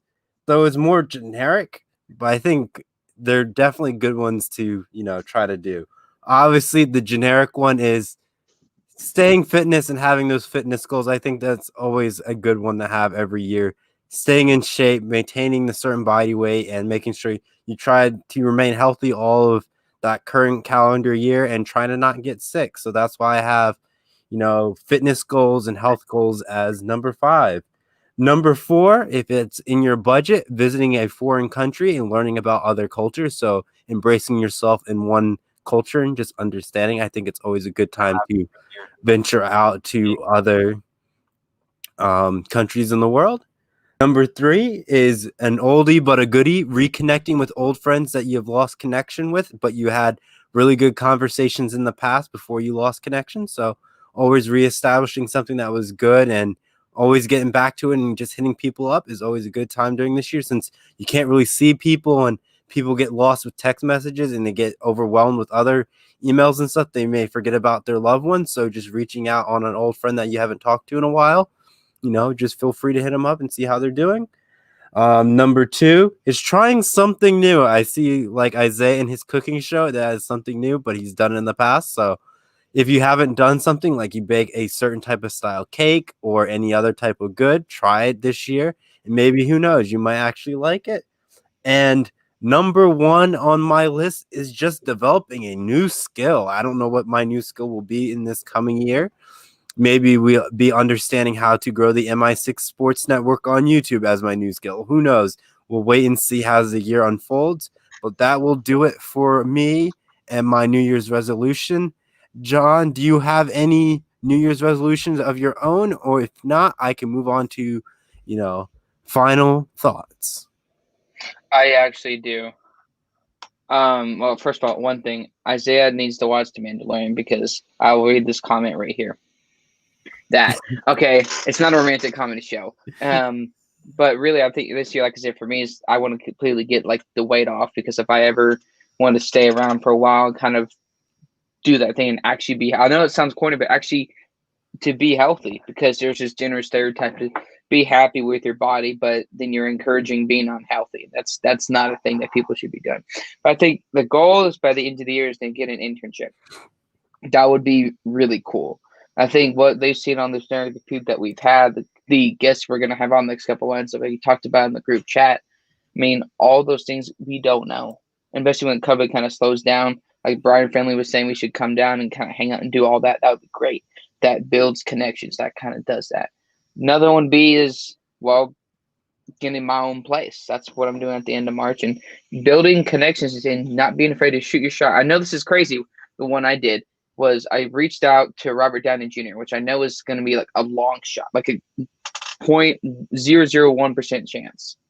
But so was coming on the show last year one time thinking these guys are a bunch of weirdos. Really, at first, I'll be honest. But I mean, the last one would probably have to be is change my attitude, because there's a lot of people that took a while to find a job or something else. And I think I need to work on changing my attitude, kind of having the right perspective. But this last comment.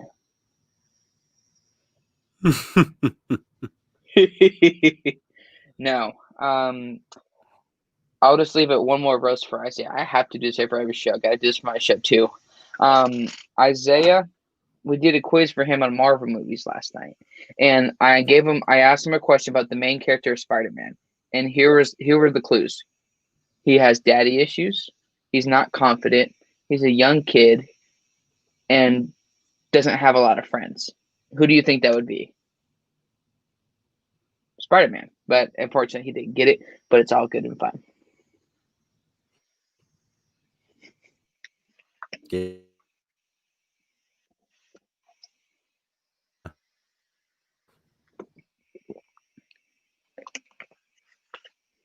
I think Trevor's having some technical difficulties on his Isaiah, it's your internet that got over to him this time. It's like it's a always plague. It's a plague, John. I don't know what's going on, but Callum McClure writes in, Isaiah wants to watch more hockey. Hell has frozen over. Yes, Callan, I want to get back into hockey. I want to get back into watching those San Jose Sharks play. Hopefully this time the Sharks, they don't break my heart like they usually do. And then if they do, then you know what?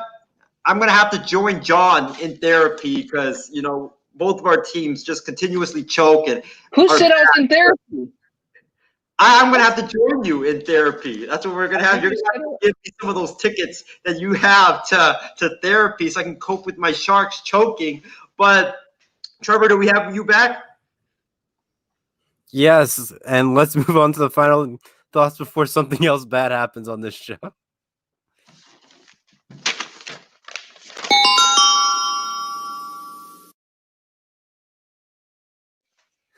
I see that I already failed my New Year's resolution from not making No BS go longer than 2 hours. So, all right, I'm already off to a great start in the new year. But Isaiah, I'll go to you. Any final thoughts and comments?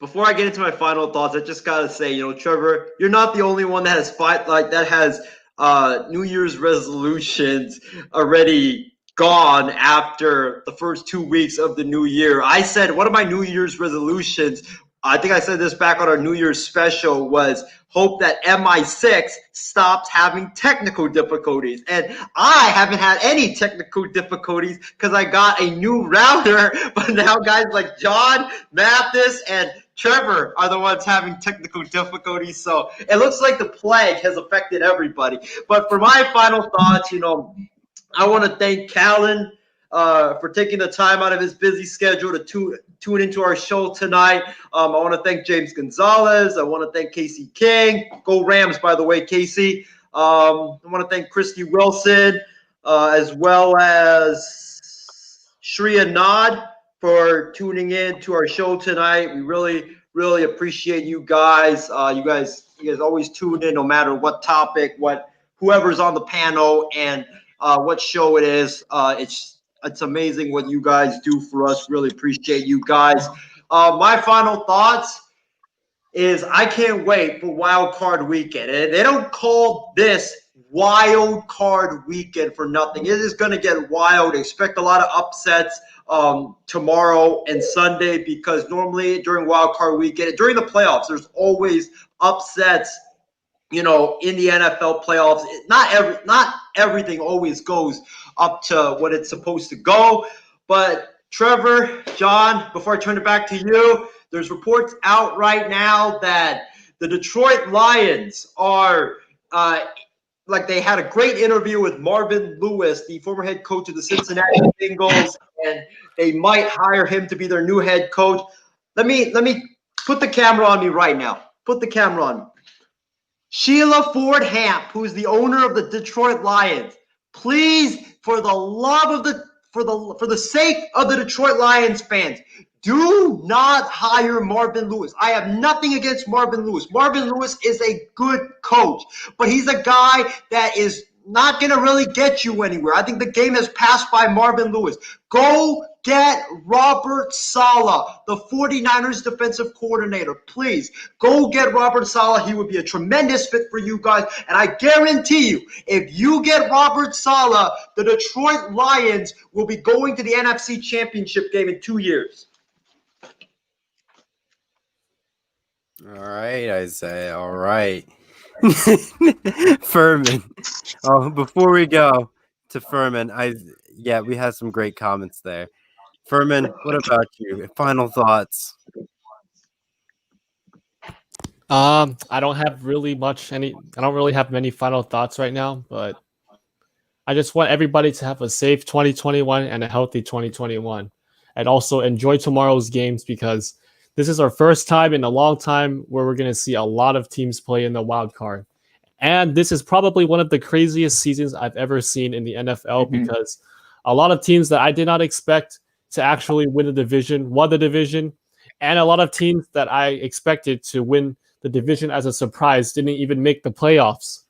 I think Isaiah and I went over the playoff predictions that we were talking about before the season, and we shared it all on Google Docs, but I've pretty much bombed every single prediction, because at this point, all these teams are amazing, especially like the Buffalo Bills, who went 13-3.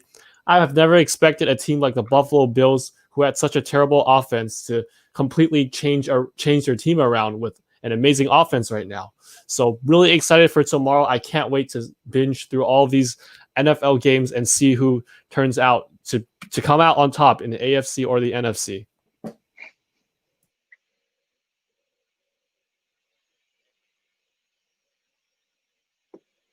looks like, Isaiah, our internet's good. Okay. it looks like we're having internet issues. Before Trevor. while Trevor's having Isaiah type internet, I'll do my final thoughts.